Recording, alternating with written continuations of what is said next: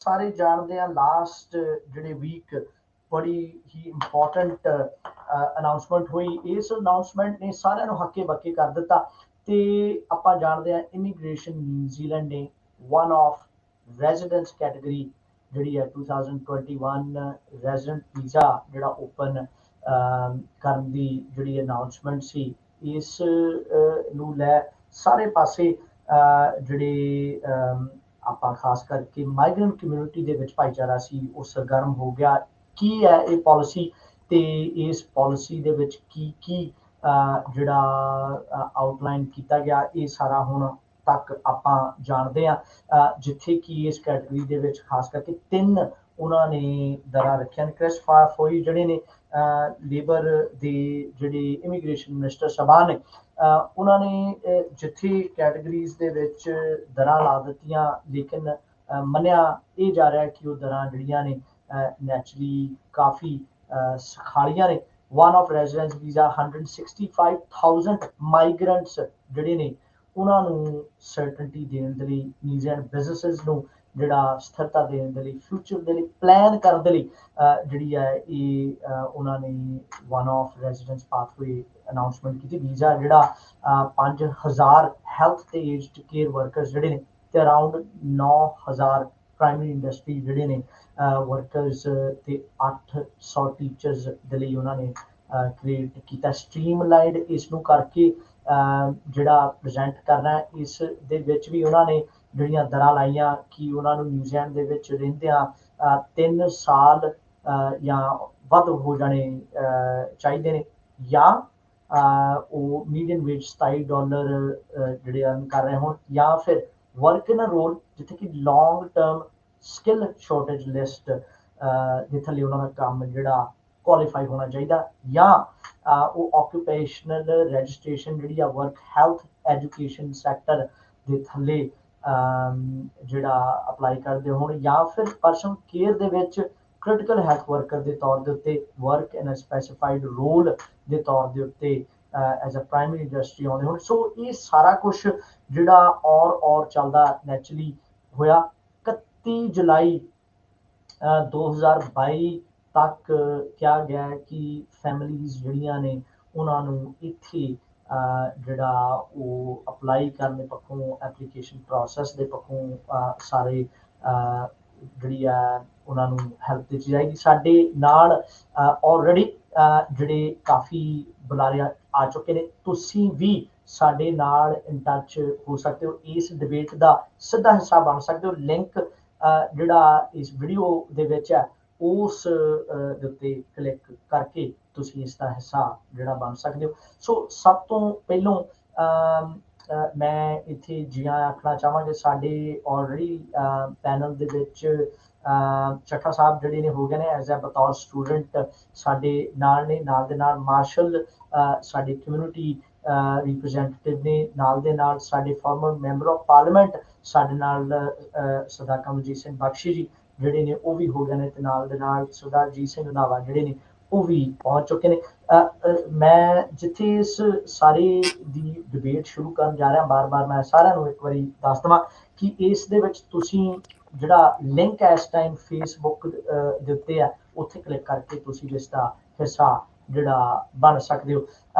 ਸੋ ਮੈਂ ਸ਼ੁਰੂਆਤ ਦੇ ਵਿੱਚ ਸਭ ਤੋਂ ਪਹਿਲਾਂ ਕਿਉਂਕਿ ਸਰਦਾਰ ਕਮਲਜੀਤ ਸਿੰਘ ਬਖਸ਼ੀ ਅੰਕਲ ਹੋਣਾ ਨੇ ਜਿਹੜਾ ਆਪਣੇ ਜਿਹੜੀ ਹੈ ਇਸ ਪਾਰਲੀਮੈਂਟ ਦੇ ਪੱਖੋਂ ਵੀ ਇਹਨਾਂ ਦੀ ਕਾਰਗੁਜ਼ਾਰੀ ਦੇ ਪੱਖੋਂ ਵੀ ਇਸ ਨੂੰ ਬਹੁਤ ਲਾਗਿਓਂ ਦੇਖਿਆ।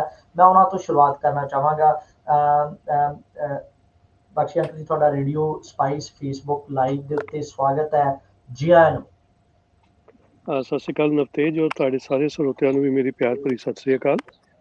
ਅੱਜ ਜਿਹੜਾ ਤੁਸੀਂ ਇਹ ਵਿਸ਼ਾ ਲੈ ਕੇ ਆਏ ਹੋ, ਉਹਦੇ ਵਿੱਚ ਜਿਹੜੇ ਅੱਜ ਦੇ ਪਾਰਟਿਸਪੈਂਟਸ ਮੈਂ ਦੇਖ ਰਿਹਾ, ਚਾਹੇ ਚੱਠਾ ਨੇ, ਮਾਰਸ਼ਲ ਤੇ ਰੰਧਾਵਾ ਜੀ, ਜਿਹੜੇ ਸਾਡੇ ਪਾਇਨੀਅਰ ਲੀਡਰਸ ਨੇ, ਉਹਨਾਂ ਦੀ ਮੌਜੂਦਗੀ ਇਹ ਦੱਸਦੀ ਹੈ ਕਿ ਇੱਕ ਬੜਾ ਹੀ ਇੰਪੋਰਟੈਂਟ ਮੁੱਦਾ ਹੈ ਜਿਹਦੇ ਉੱਤੇ ਅਸੀਂ ਸਾਰੇ ਮਿਲ ਕੇ ਵਿਚਾਰ ਕਰਨਾ ਚਾਹਾਂਗੇ।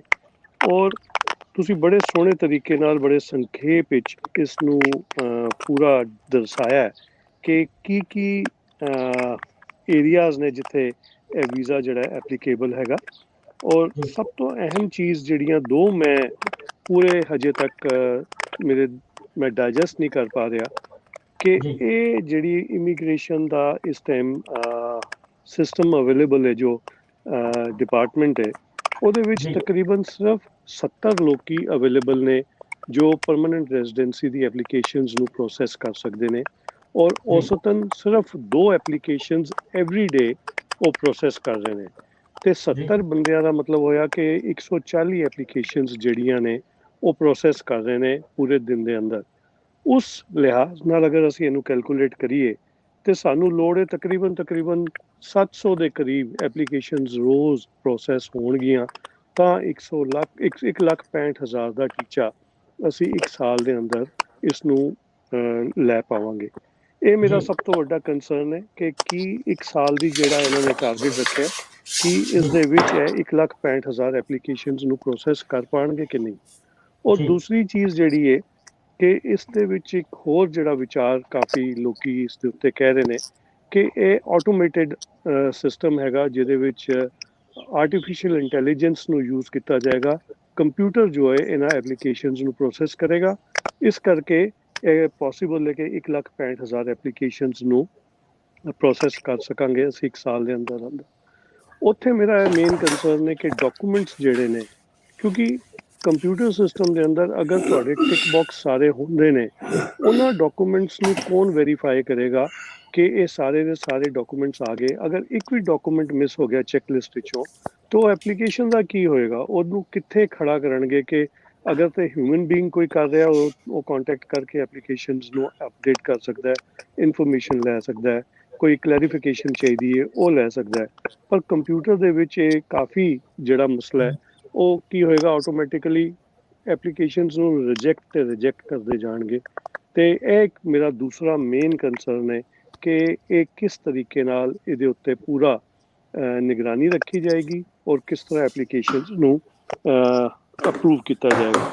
ਔਰ ਉਸ ਤੋਂ ਇਲਾਵਾ ਮੈਂ ਪਿਛਲੇ ਜਿਸ ਦਿਨ ਤੋਂ ਇਹ ਅਨਾਉਂਸਮੈਂਟ ਹੋਈ ਹੈ, ਉਸ ਦਿਨ ਤੋਂ ਲਗਾਤਾਰ ਮੈਨੂੰ ਈਮੇਲਸ ਔਰ ਸੋਸ਼ਲ ਮੀਡੀਆ ਦੇ ਉੱਤੇ ਮੈਸੇजेस ਆ ਰਹੇ ਨੇ ਕਿ ਬਹੁਤ ਸਾਰੀ ਕੈਟੇਗਰੀਜ਼ ਨੇ, ਬਹੁਤ ਸਾਰੇ ਲੋਕ ਜਿਹੜੇ ਕਿ ਆਲਰੇਡੀ ਵਰਕ ਵੀਜ਼ਾ ਤੇ ਸਨ, ਕਿਉਂਕਿ ਉਹਨਾਂ ਦਾ ਕੁਝ ਹੱਲ ਨਹੀਂ ਹੋ ਰਿਹਾ ਸੀ, ਉਹਨਾਂ ਦੇ ਜਿਹੜੀ ਟਾਈਮ ਦੀ ਪਾਬੰਦੀ ਹੈ ਉਹ ਖਤਮ ਹੋਣ ਵਾਲੀ ਸੀ, ਉਹਨਾਂ ਨੇ ਆਪਣੇ ਆਪ ਨੂੰ ਦੁਬਾਰਾ ਤੋਂ ਸਟੂਡੈਂਟ ਦੇ ਤੌਰ ਦੇ ਉੱਤੇ ਰਜਿਸਟਰ ਕਰ ਲਿਆ। ਪਰ ਅਗਰ ਉਹ ਸਟੂਡੈਂਟ ਦੇ ਤੌਰ ਤੇ ਰਜਿਸਟਰ ਨਾ ਕਰਦੇ ਤੇ ਉਹ ਕੁਆਲੀਫਾਈ ਹੁੰਦੇ ਸੀਗੇ ਕਿ ਉਹ ਇਸ ਕੈਟੇਗਰੀ ਦੇ ਵਿੱਚ ਆ ਜਾਂਦੇ।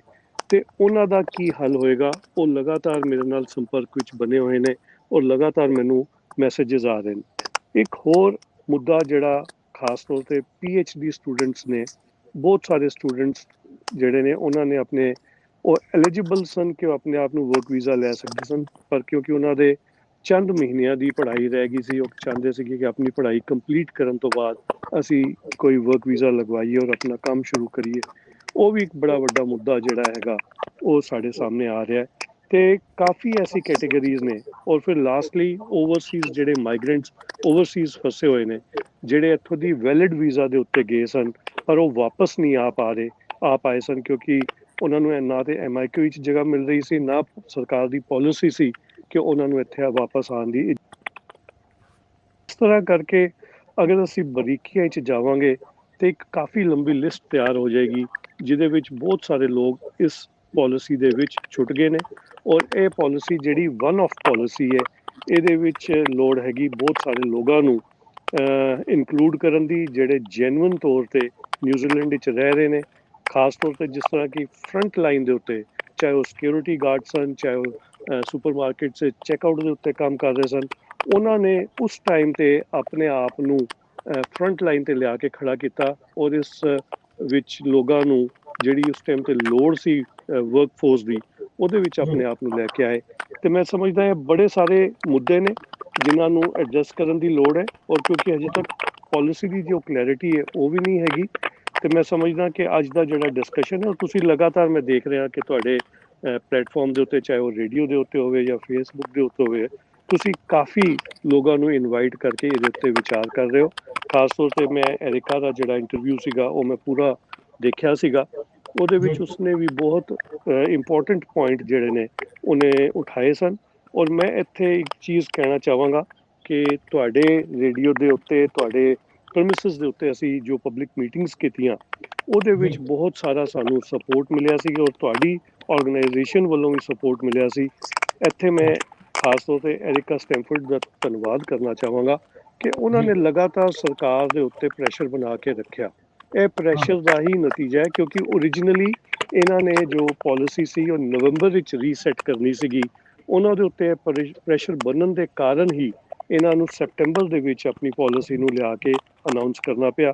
ਤੇ ਮੈਂ ਸਮਝਦਾ ਇਹਦੇ ਵਿੱਚ ਆਪੋਜੀਸ਼ਨ ਦਾ ਬਹੁਤ ਵੱਡਾ ਹੱਥ ਹੈ, ਜੋ ਕਿ ਮੈਂ ਸਮਝਦਾ ਉਹ ਵਧਾਈ ਦੇ ਪਾਤਰ ਨੇ। ਔਰ ਖਾਸ ਤੌਰ 'ਤੇ ਮੈਂ ਰੇਡੀਓ ਸਪਾਈਸ ਔਰ ਪੂਰੀ ਟੀਮ, ਨਵਤੇਜ ਤੁਹਾਡੀ ਟੀਮ ਨੂੰ, ਔਰ ਇੱਥੇ ਮੈਂ ਕਿਉਂਕਿ ਮਾਰਸ਼ਲ ਵੀ ਕਾਫੀ ਇਨਵੋਲਵ ਰਹੇ ਨੇ, ਉਹਨਾਂ ਨੂੰ ਵੀ ਵਧਾਈ ਦੇਣਾ ਚਾਹਾਂਗਾ ਕਿ ਜਿਹੜਾ ਉਹਨਾਂ ਨੇ ਮਿਹਨਤ ਕੀਤੀ ਹੈ ਇਹ ਉਸ ਦਾ ਨਤੀਜਾ ਹੈਗਾ। ਬਾਕੀ ਦੀ ਜਿਹੜੀਆਂ ਆਪਣੀਆਂ ਹੋਰ ਵੀ ਸੰਸਥਾਵਾਂ ਸਨ ਉਹਨਾਂ ਨੇ ਵੀ ਮਿਲ ਕੇ ਇਹਦੇ ਵਿੱਚ ਕਾਫੀ ਵੱਡਾ ਰੋਲ ਅਦਾ ਕੀਤਾ ਹੈ, ਉਹਨਾਂ ਦਾ ਵੀ ਮੈਂ ਧੰਨਵਾਦ ਕਰਨਾ ਚਾਹਾਂਗਾ।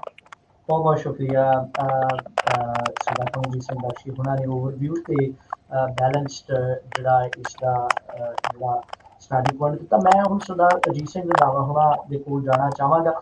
ਇਸ ਨੂੰ ਜੇ ਆਪਾਂ ਹਿਸਟੋਰੀਕਲੀ ਲੈਂਦੇ ਹਾਂ ਤੇ ਆਪਾਂ ਇਹ ਜਿਹੜੀ ਅਨਾਊਂਸਮੈਂਟ ਹੈ, ਜੇ ਆਪਾਂ ਆਪਣੇ ਇੰਡੀਅਨਸ ਦੀ ਆਮਦ ਨੂੰ ਇੱਥੇ ਦੇਖਦੇ ਹਾਂ ਤੇ ਕਿੱਦਾਂ ਆਪਾਂ ਉਸ ਨੂੰ ਆਪਣੇ ਦੇਖ ਸਕਦੇ ਹਾਂ। ਮੇਰੇ ਖਿਆਲ ਉਹਨਾਂ ਦਾ ਕਨੈਕਸ਼ਨ ਦੁਬਾਰਾ ਉਹ ਜੁੜ ਜਾਣਗੇ।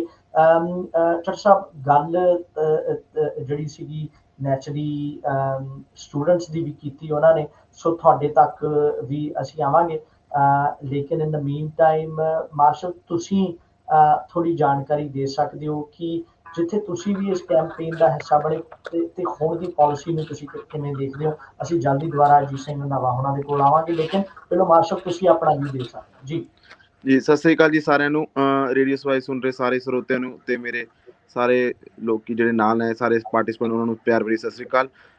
ਜਿਵੇਂ ਕਿ ਬਖਸ਼ੀ ਅੰਕਲ ਨੇ ਪਹਿਲੇ ਹੀ ਇੱਕ ਗੱਲ ਚੁਣੀ ਹੈ ਕਿ ਆਪਣੇ ਕੋਲ ਬਹੁਤ ਵੱਡੀ ਖੁਸ਼ੀ ਵੀ ਹੈ ਕਿ ਕਈ ਲੋਕੀ ਆਪਣੇ ਪਰਿਵਾਰ ਚੋਂ, ਆਪਣੀ ਫੈਮਿਲੀ ਚੋਂ, ਆਪਣੇ ਭਰਾ ਭੈਣ ਸਾਰੇ ਪੱਕੇ ਹੋ ਰਹੇ ਹੈ। ਪਰ ਆਪਾਂ ਨੂੰ ਇੱਕ ਗੱਲ ਨਹੀਂ ਭੁੱਲਣੀ ਚਾਹੀਦੀ ਕਿ ਕਈ ਲੋਕ ਇਸ ਪੋਲਿਸੀ ਦਾ ਹਿੱਸਾ ਵੀ ਨਹੀਂ ਬਣ ਪਾ ਰਹੇ, ਸਪੈਸ਼ਲੀ ਜਿਨ੍ਹਾਂ ਨੇ ਸਟੂਡੈਂਟ ਵੀਜ਼ੇ ਰੀਸੈਂਟਲੀ ਲਿੱਤੇ ਹੈ।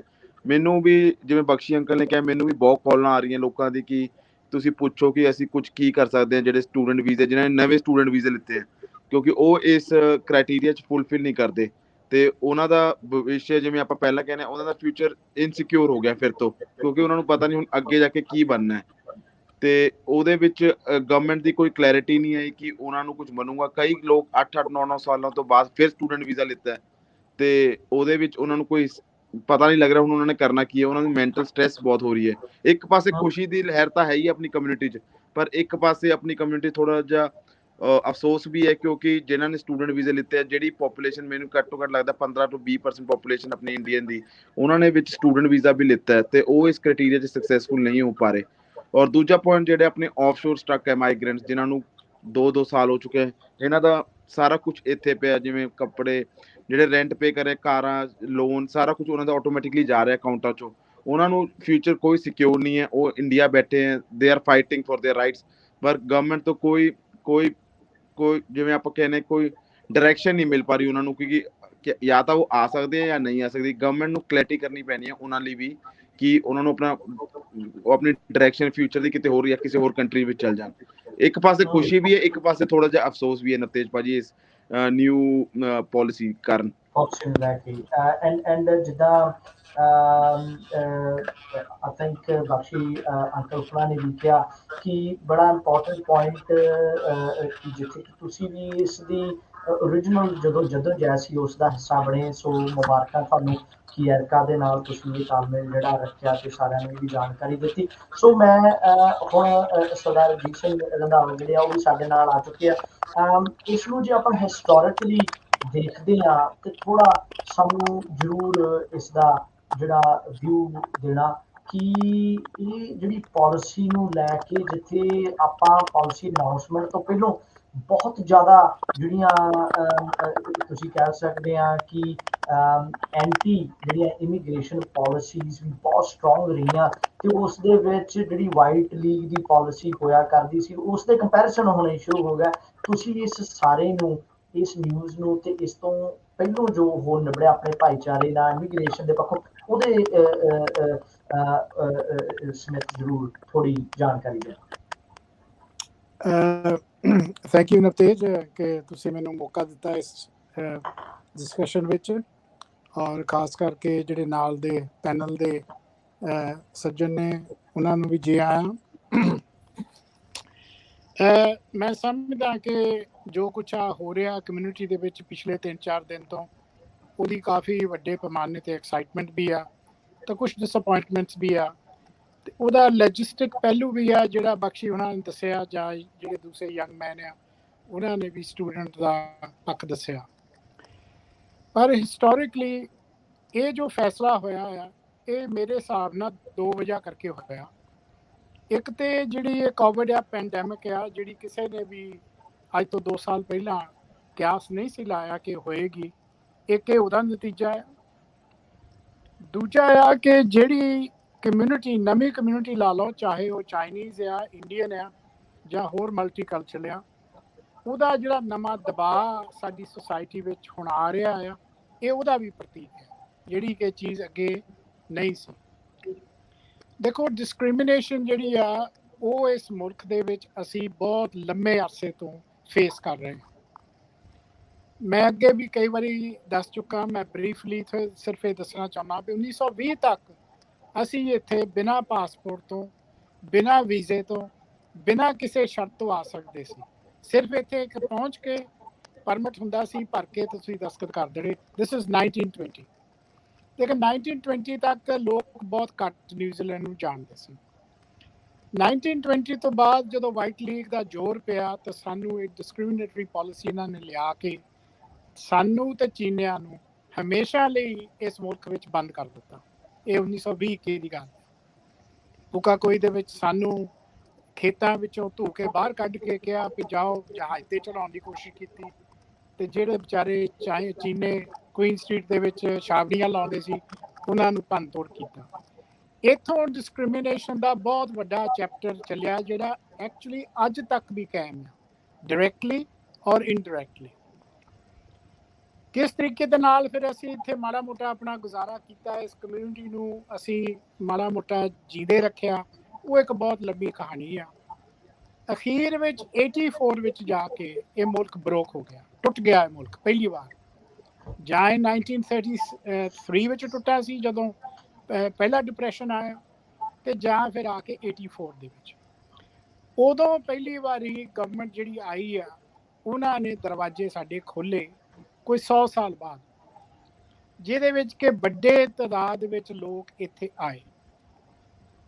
ਉਸ ਤੋਂ ਬਾਅਦ 90s ਵਿੱਚ ਪ੍ਰੋਫੈਸ਼ਨਲ ਬੰਦੇ ਵੀ ਆਏ, ਲੇਕਿਨ 87-88 ਦੇ ਫਸੇ ਹੋਏ ਲੋਕ ਵੀ 2002 ਦੇ ਵਿੱਚ ਜਾ ਕੇ ਉਹਨਾਂ ਨੂੰ ਰਾਹਤ ਮਿਲੀ, ਐਮਨਿਸਟੀ ਮਿਲੀ।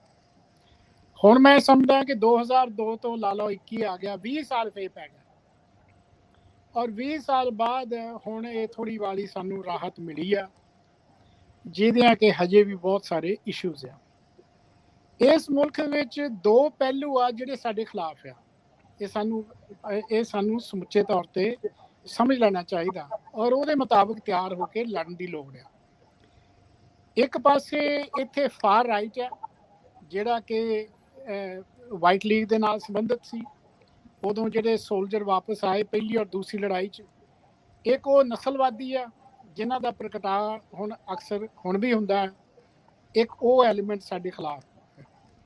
ਦੂਜੇ ਪਾਸੇ ਜਿਹੜੇ ਇੱਥੋਂ ਦੇ ਟ੍ਰੇਡ ਯੂਨੀਅਨ ਆ, ਤੇ ਇੱਥੇ ਦੀ ਜਿਹੜੀ ਇੰਡੀਜੀਨੀਅਸ ਕਮਿਊਨਿਟੀ ਹੈ, ਜਿਸ ਤਰੀਕੇ ਨਾਲ ਉਹਨਾਂ ਨੂੰ ਪੇਸ਼ ਕੀਤਾ ਜਾਂਦਾ ਆ, ਉਹ ਹਮੇਸ਼ਾ ਸਾਡੇ ਖਿਲਾਫ ਰਹੀ ਹੈ।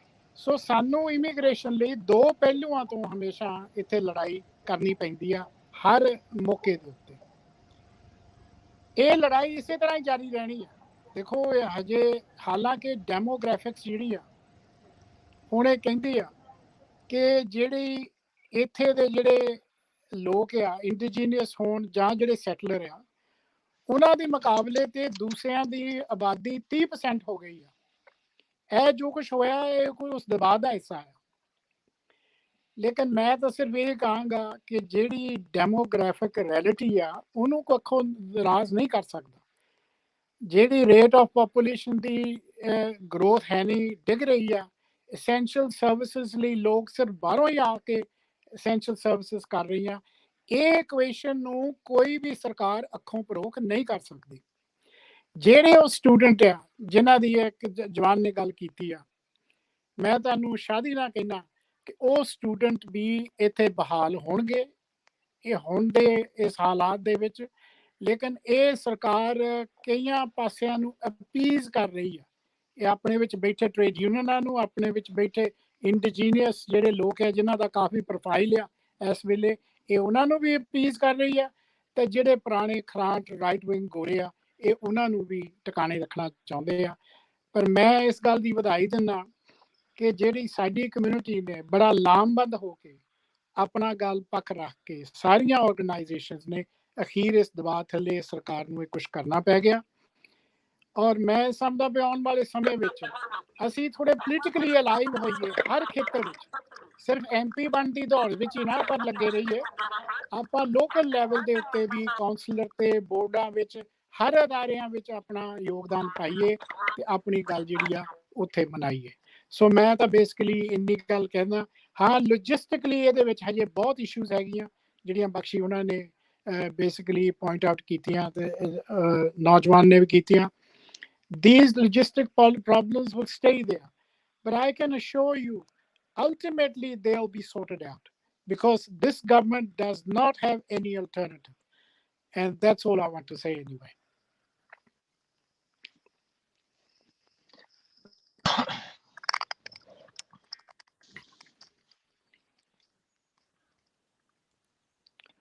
Hello?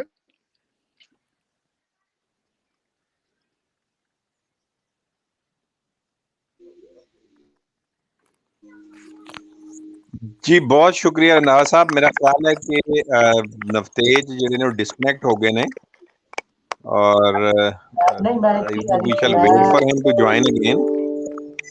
मैं ਚੱਠਾ ਸਾਹਿਬ ਨੂੰ ਸਵਾਲ ਪੁੱਛਣਾ ਸੀ। ਬਹੁਤ ਬਹੁਤ ਸ਼ੁਕਰੀਆ, ਥੈਂਕ ਯੂ ਵੈਰੀ ਮਚ।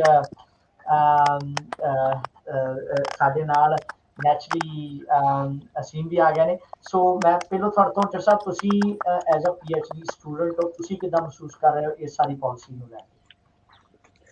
ਜੀ sir, thank you so much. ਸਭ ਤੋਂ ਪਹਿਲਾਂ ਤਾਂ ਤੁਸੀਂ ਸਾਨੂੰ ਇਸ ਮੌਕਾ ਦਿੱਤਾ ਹੈ ਕਿ ਮੈਂ ਆਪਣਾ ਤੇ ਆਪਣੇ ਜਿਹੜੇ ਕੁਝ ਦੂਸਰੇ ਦੋਸਤ ਨੇ ਜਿਹੜੇ ਇਸ ਪ੍ਰੋਸੈਸ ਦੇ ਵਿੱਚ ਲੈਫਟ ਆਊਟ ਫੀਲ ਕਰ ਰਹੇ ਨੇ ਉਹਨਾਂ ਦਾ ਪੁਆਇੰਟ ਆਫ ਵਿਊ ਤੁਹਾਡੇ ਸਾਹਮਣੇ ਰੱਖਾਂ। ਔਰ ਮੈਂ ਕਿਉਂਕਿ ਮੇਰਾ ਪਾਲਿਸੀ ਦਾ ਬੈਕਗਰਾਊਂਡ ਹੈ ਔਰ ਇੱਕ ਪਾਰਲੀਮੈਂਟ ਦੇ ਵਿੱਚ ਵੀ ਮੈਂ ਵਰਕ ਕਰਦਾ ਰਿਹਾ, ਤੇ ਮੈਂ ਉਸ ਚੀਜ਼ ਨੂੰ ਥੋੜ੍ਹਾ ਜਿਹਾ ਉਸ ਪੁਆਇੰਟ ਆਫ ਵਿਊ ਨਾਲ ਵੀ ਅੰਡਰਸਟੈਂਡ ਕਰਨਾ ਤੇ ਮੈਂ ਤੁਹਾਨੂੰ ਉਹ ਚੀਜ਼ਾਂ ਸ਼ੇਅਰ ਕਰਾਂਗਾ ਕਿ ਸਭ ਤੋਂ ਪਹਿਲੇ ਤੇ ਪਾਲਿਸੀ ਪੁਆਇੰਟ ਆਫ ਵਿਊ ਦੇ ਨਾਲ ਮੈਂ ਇਹ ਡਰਾਫਟ ਨੂੰ ਦੇਖਣ ਤੋਂ ਬਾਅਦ ਇੱਕ ਚੀਜ਼ ਬੜੀ ਯਕੀਨ ਦੇ ਨਾਲ ਕਹੀ ਜਾ ਸਕਦੀ ਹੈ ਕਿ ਬਹੁਤ ਜਲਦੀ ਦੇ ਵਿੱਚ ਤਿਆਰ ਕੀਤਾ ਗਿਆ ਔਰ ਜਿਹੜੀ ਥਾਟ ਇਹਨੂੰ ਦੇਣੀ ਚਾਹੀਦੀ ਸੀ ਉਹ ਯਕੀਨਨ ਇਹਨੂੰ ਨਹੀਂ ਦਿੱਤੀ ਗਈ। ਉਹਦੇ ਤੇ ਉਸ ਤਰ੍ਹਾਂ ਧਿਆਨ ਨਹੀਂ ਦਿੱਤਾ ਗਿਆ। ਜਿਹੜੇ ਪ੍ਰੋਫੈਸ਼ਨਲ ਲੋਕ ਸਨ ਉਹਨਾਂ ਨੂੰ ਸ਼ਾਇਦ ਕੰਸਲਟ ਨਹੀਂ ਕੀਤਾ ਗਿਆ ਔਰ ਉਹਦੀ ਵਜ੍ਹਾ ਹੀ ਹੈ ਵੇ ਕਿ ਇਹਦੇ ਵਿੱਚ ਜਿਹੜਾ ਡਿਸਕ੍ਰਿਮੀਨੇਸ਼ਨ ਅਨਫੇਅਰਨੈਸ ਦਾ ਜਿਹੜਾ ਐਲੀਮੈਂਟ ਆ ਰਿਹਾ ਹੈ ਔਰ ਜਿਹੜਾ ਲੋਕ ਫੀਲ ਕਰ ਰਹੇ ਨੇ ਉਹ ਬੜਾ ਅਪੇਰੈਂਟ ਹੈ ਔਰ ਬੜਾ ਵਾਜ਼ੇ ਵੇ। ਔਰ ਇਹਦੀ ਇੱਕ ਸਾਈਡ ਤੇ ਇਹ ਵੇ ਕਿ ਜਿਹੜੇ ਲੋਕ ਫੀਲ ਕਰ ਰਹੇ ਨੇ, ਦੂਸਰੀ ਸਾਈਡ ਹੈ ਕਿ ਇਹਦਾ ਜਿਹੜਾ ਇੰਪੈਕਟ ਹੈ ਉਹ ਸਿਰਫ ਇਨ ਮਾਈਗ੍ਰੈਂਟਸ ਦਾ ਨਹੀਂ ਹੈ, ਉਹ ਲਾਰਜਰ ਨਿਊਜ਼ੀਲੈਂਡ ਐਜ਼ ਕੰਟਰੀ ਦੇ ਵਾਸਤੇ ਉਹਦਾ ਕੋਈ ਅੱਛਾ ਇੰਪੈਕਟ ਨਹੀਂ ਹੈ। ਫੋਰ ਐਗਜ਼ਾਮਪਲ ਅਸੀਂ ਕੁਝ ਉਹਦੇ ਬੜੇ ਬੇਸਿਕ ਜਾਂ ਸਿਨੈਰੀਓ ਬੇਸਡ ਐਨਾਲਿਸਿਸ ਕੀਤੇ ਨੇ ਤੇ ਸਾਨੂੰ ਉਹਦੇ ਚੋਂ ਕੁਝ ਚੀਜ਼ਾਂ ਨਜ਼ਰ ਆਈਆਂ। ਬਹੁਤ ਸਾਰੇ ਚੂੰਕਿ ਲੋਕ ਸਾਡੇ ਨਾਲ ਮੁਨਸਲਿਕ ਨੇ ਔਰ ਸਾਨੂੰ ਉਹ ਆਪਣੀ ਸਟੋਰੀਜ਼ ਦੱਸਦੇ ਨੇ ਤੇ ਇੱਕ ਕਿ ਕੋਈ ਵੀ ਮਿਨਿਸਟਰ ਜਾਂ ਕੋਈ ਵੀ ਗਵਰਨਮੈਂਟ ਦਾ ਜਿਹੜਾ ਅਫੀਸ਼ੀਅਲ ਹੈ ਉਹ ਕੋਈ ਇੱਕ ਚੀਜ਼ ਇਹਦੇ ਉੱਤੇ ਪਾਲਿਸੀ ਉੱਤੇ ਫਿੱਟ ਨਹੀਂ ਕਰ ਸਕਦਾ। ਉਹ ਇਹ ਨਹੀਂ ਦੱਸ ਸਕ ਰਿਹਾ ਕਿ ਪਾਲਿਸੀ ਕਿਹਦੇ ਵਾਸਤੇ ਵੇ।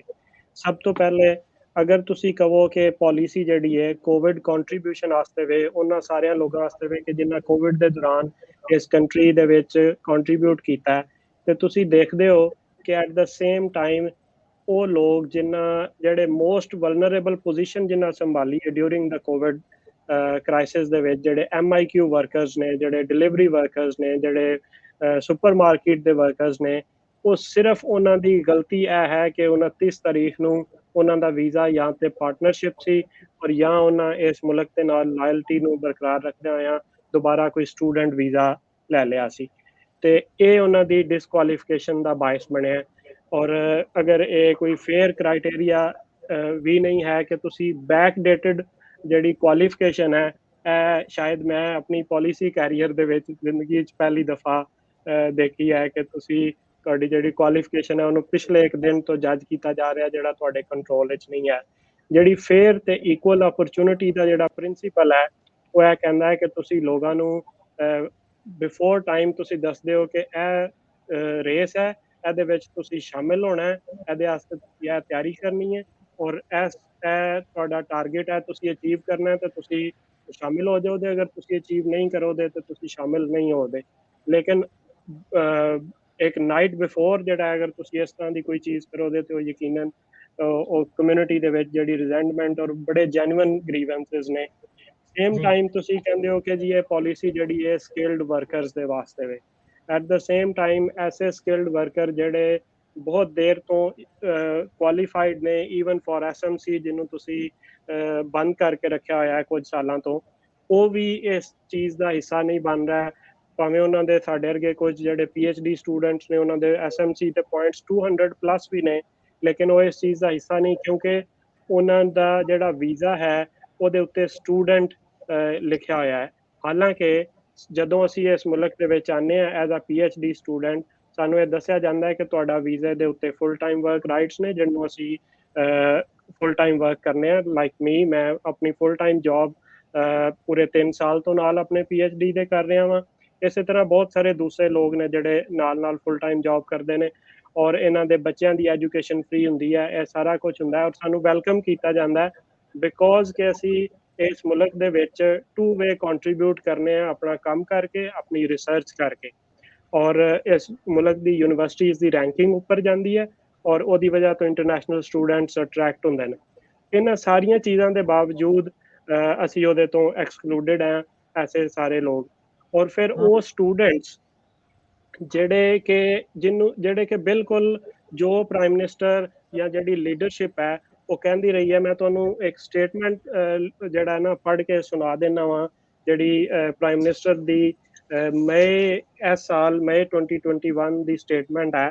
ਪ੍ਰਾਈਮ ਮਿਨਿਸਟਰ ਨੇ ਕਿਹਾ ਕਿ let me be clear, the government is looking to shift the balance away from low skilled work towards attracting high skilled migrants and addressing genuine shortages। ਇਹ ਤੁਸੀਂ ਨੇਸ਼ਨ ਨੂੰ ਮੈਸੇਜ ਦੇ ਰਿਹਾ ਕਿ ਤੁਸੀਂ ਆਪਣੇ ਆਪ ਨੂੰ ਅਪ ਸਕਿਲ ਕਰਨਾ ਹੈ। ਤੁਸੀਂ ਬਿਜ਼ਨਸ ਨੂੰ ਮੈਸੇਜ ਦੇ ਰਿਹਾ ਕਿ ਤੁਸੀਂ ਆਪਣੀ ਲੇਬਰ ਫੋਰਸ ਨੂੰ ਅਪ ਸਕਿਲ ਕਰੋ। ਔਰ ਇਹਨਾਂ ਲੋਕਾਂ ਤੁਹਾਡੀ ਗੱਲ ਮੰਨ ਕੇ ਤੇ ਆਪਣਾ ਪੋਸਟ ਸਟੱਡੀ ਛੱਡ ਕੇ ਤੇ ਵਾਪਸ ਉਹ ਸਟੂਡੈਂਟ ਆਪਣਾ ਦੁਬਾਰਾ ਐਡਮਿਸ਼ਨ ਲਿਆ, ਕਿਉਂਕਿ ਕੋਈ ਸਟੂਡੈਂਟ ਪਿਛਲੇ 2 ਸਾਲ ਤੋਂ ਬਾਹਰੋਂ ਤੇ ਨਹੀਂ ਆਇਆ ਕਿਉਂਕਿ ਬਾਰਡਰਸ ਕਲੋਜ਼ ਨੇ।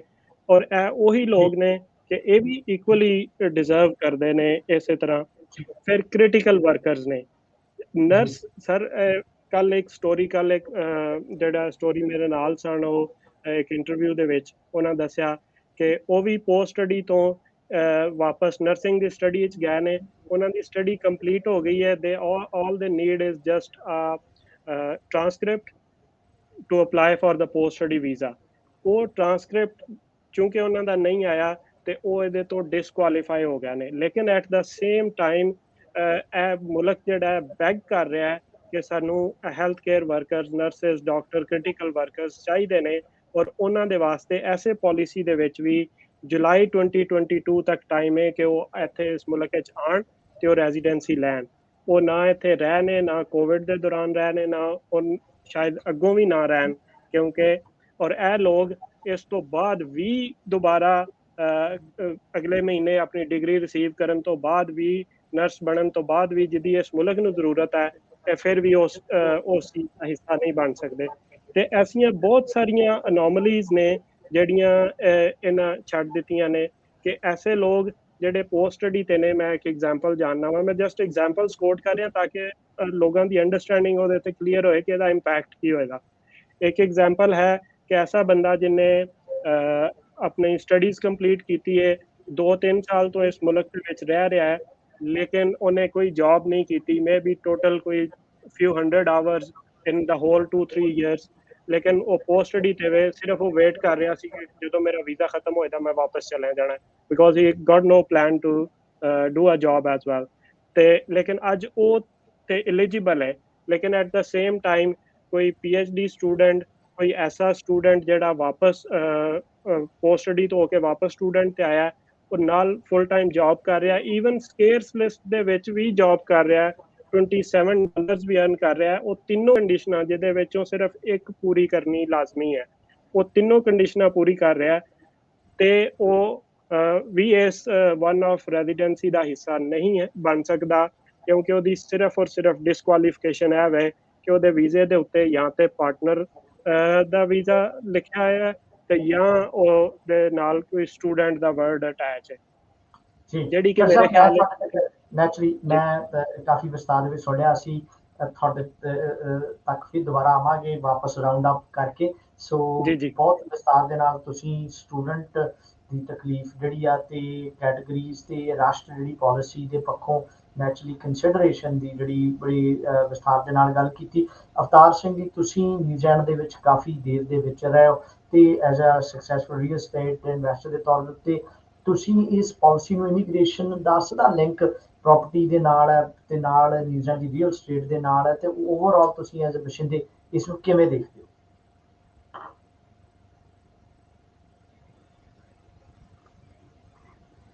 ਰਾਮ ਸੱਜਣ ਜਿਹੜੇ ਦੇਖ ਰਹੇ ਆ ਉਹਨਾਂ ਨੂੰ ਪਿਆਰ ਭਰੀ ਸਤਿ ਸ੍ਰੀ ਅਕਾਲ। ਤੇ ਮੈਂ ਪਹਿਲਾਂ ਤਾਂ ਗੱਲ ਕਰੂੰਗਾ ਵੀ ਇਹੋ ਕਾਹਲੀ ਦੇ ਵਿੱਚ ਲਿਆ ਫੈਸਲਾ ਹੈ, ਇਹਦੇ 'ਚ ਕੋਈ ਸ਼ੱਕ ਨਹੀਂ ਹੈਗੀ ਵੀ ਜਿਹੜੀ ਸਰਕਾਰ ਇਹ ਫੈਸਲੇ ਕਰਦੀ ਹੈ ਇਹ ਕਾਹਲੀ ਦੇ ਵਿੱਚ ਆ। ਇਹਦੇ ਵਿੱਚ ਬਹੁਤ ਸਾਰੇ ਫੈਸਲੇ ਜਿਹੜੇ ਪ੍ਰੋਪਰਟੀ ਦੇ ਨਾਲ ਰਿਲੇਟਡ ਹੋਏ ਆ ਉਹ ਵੀ ਕਾਹਲੀ ਦੇ ਵਿੱਚ ਫੈਸਲੇ ਹੋਏ ਆ, ਜੋ ਕਿ ਕਿਸੇ ਵਾਸਤੇ ਵੀ ਠੀਕ ਨਹੀਂ ਫਿੱਟ ਬਹਿ ਰਿਹਾ। ਤੇ ਜਿਸ ਵੇਲੇ ਇੱਕ ਚੀਜ਼ ਠੀਕ ਹੁੰਦੀ ਆ ਤਾਂ ਦੂਸਰੀ ਗਲਤ ਹੋ ਜਾਂਦੀ ਆ। ਇਹ ਜਿਹੜਾ ਫੈਸਲਾ ਹੈਗਾ ਆ, ਜਿਹੜੇ ਮਾਈਗ੍ਰੈਂਟਸ ਪੱਕੇ ਕਰਨ ਦੀ ਗੱਲ ਹੋਈ ਆ, ਇਹਦੇ ਵਿੱਚ ਇਹ ਇੰਨਾ ਅਧੂਰਾ ਆ ਵੀ ਇਹਦੇ ਵਿੱਚ ਬਹੁਤ ਸਾਰੇ ਸਟੂਡੈਂਟਸ ਰਹਿ ਗਏ ਆ ਜਾਂ ਬਹੁਤ ਸਾਰੇ ਮਾਈਗ੍ਰੈਂਟਸ ਰਹਿ ਗਏ ਆ ਜਿਹੜੇ ਵਿੱਚ ਕੈਟਾਗਰੀ ਦੇ ਫਿੱਟ ਹੋ ਸਕਦੇ ਸੀਗੇ। ਤੇ ਇਹਨੂੰ ਕੋਈ ਪੋਰਸ਼ਨਸ ਦੇ ਵਿੱਚ ਕਰਨ ਦੀ ਲੋੜ ਨਹੀਂ ਹੈ, ਲੇਕਿਨ ਕਿਹਾ ਜਾ ਰਿਹਾ ਵੀ ਆਉਣ ਵਾਲੇ ਸਮੇਂ ਦੇ ਵਿੱਚ ਵੀ ਅਸੀਂ ਉਹਨਾਂ ਬਾਰੇ ਵੀ ਸੋਚਾਂਗੇ। ਇਹ ਸਾਰਾ ਕੁਝ ਇੱਕੋ ਵੇਲੇ ਹੀ ਹੋ ਸਕਦਾ ਆ। ਹੁਣ ਇਸ ਵੇਲੇ ਜਿਹੜੇ ਵਿੱਚ ਸੱਜਣ ਨਹੀਂ ਆਏ ਹੈਗੇ ਆ ਉਹ ਬਹੁਤ ਸਟ੍ਰੈਸ ਦਾ ਸ਼ਿਕਾਰ ਹੋਏ ਆ ਵੀ ਅਸੀਂ ਇਹਦੇ ਵਿੱਚੋਂ ਵੀ ਰਹਿ ਗਏ, ਤੇ ਉਹਨਾਂ ਦੀ ਜਿਹੜੇ ਸਟ੍ਰੈਸ ਲੈਵਲ ਆ ਪਹਿਲਾਂ ਨਾਲੋਂ ਹੋਰ ਵੀ ਜ਼ਿਆਦਾ ਵੱਧ ਗਿਆ। ਉਹਦੇ ਵਿੱਚ ਰਿਗਾਰਡਲੈਸ ਕੱਲਾ ਇਹ ਨਹੀਂ ਕਿ ਵੀਜ਼ੇ ਵਾਲੇ ਸੱਜਣ ਹੈਗੇ ਆ, ਵਿੱਚ ਉਹਦੇ ਵਿੱਚ ਓਵਰਸਟੇ ਵੀ ਹੈਗੇ ਆ, ਵਿੱਚ ਛੋਟੀਆਂ ਚੀਜ਼ਾਂ ਵਾਲੇ ਸੱਜਣ ਜਿੱਦਾਂ ਕਿ ਜਿਨ੍ਹਾਂ ਦਾ ਕਹਿ ਲਓ ਕਿ ਕਿਸੇ ਨੂੰ ਸਪੀਡਿੰਗ ਟਿਕਟ ਮਿਲ ਗਈ ਆ। ਇਹ ਕੋਈ ਕ੍ਰਾਈਮ ਨਹੀਂ ਹੈਗਾ, ਸਪੀਡਿੰਗ ਟਿਕਟ ਇੱਥੇ ਵਾਲਿਆਂ ਨੂੰ ਵੀ ਮਿਲਦੀ ਆ। ਉਹਦੇ ਵਿੱਚ ਕੀ ਆ ਕਿ ਜਿਸ ਵੇਲੇ ਤੁਸੀਂ ਪੇ ਕਰ ਦਿੰਦੇ ਆ ਉਹ ਗੱਲ ਫਿਨਿਸ਼ ਹੋ ਜਾਂਦੀ ਆ। ਤੇ ਜੇ ਆਪਾਂ ਇਦਾਂ ਦੀਆਂ ਗੱਲਾਂ ਕਰਦੀ ਆ ਤੇ ਇਹਦੇ ਵਿੱਚ ਡਿਸਕ੍ਰਿਮੀਨੇਸ਼ਨ ਵਾਲੀ ਗੱਲ ਆ ਜਾਂਦੀ ਆ। ਔਰ ਮੈਂ ਇੱਥੇ ਤੁਹਾਡੇ ਨਾਲ ਇੱਕ ਗੱਲ ਸਾਂਝੀ ਕਰਦਾ ਕਿ ਡਿਸਕ੍ਰਿਮੀਨੇਸ਼ਨ ਇਹ ਕੋਈ ਅੱਜ ਦਾ ਨਹੀਂ ਹੋ ਰਿਹਾ, ਜਾਂ ਜਿਹੜੇ ਇੱਥੇ ਬੱਚੇ ਅੱਜ ਆਏ ਆ ਵੀ ਇਹ ਸੋਚਣ ਕਿ ਸਾਡੇ ਨਾਲ ਹੋ ਰਿਹਾ, ਇਹ ਬਹੁਤ ਚਿਰ ਦਾ ਚੱਲਦਾ ਹੈਗਾ।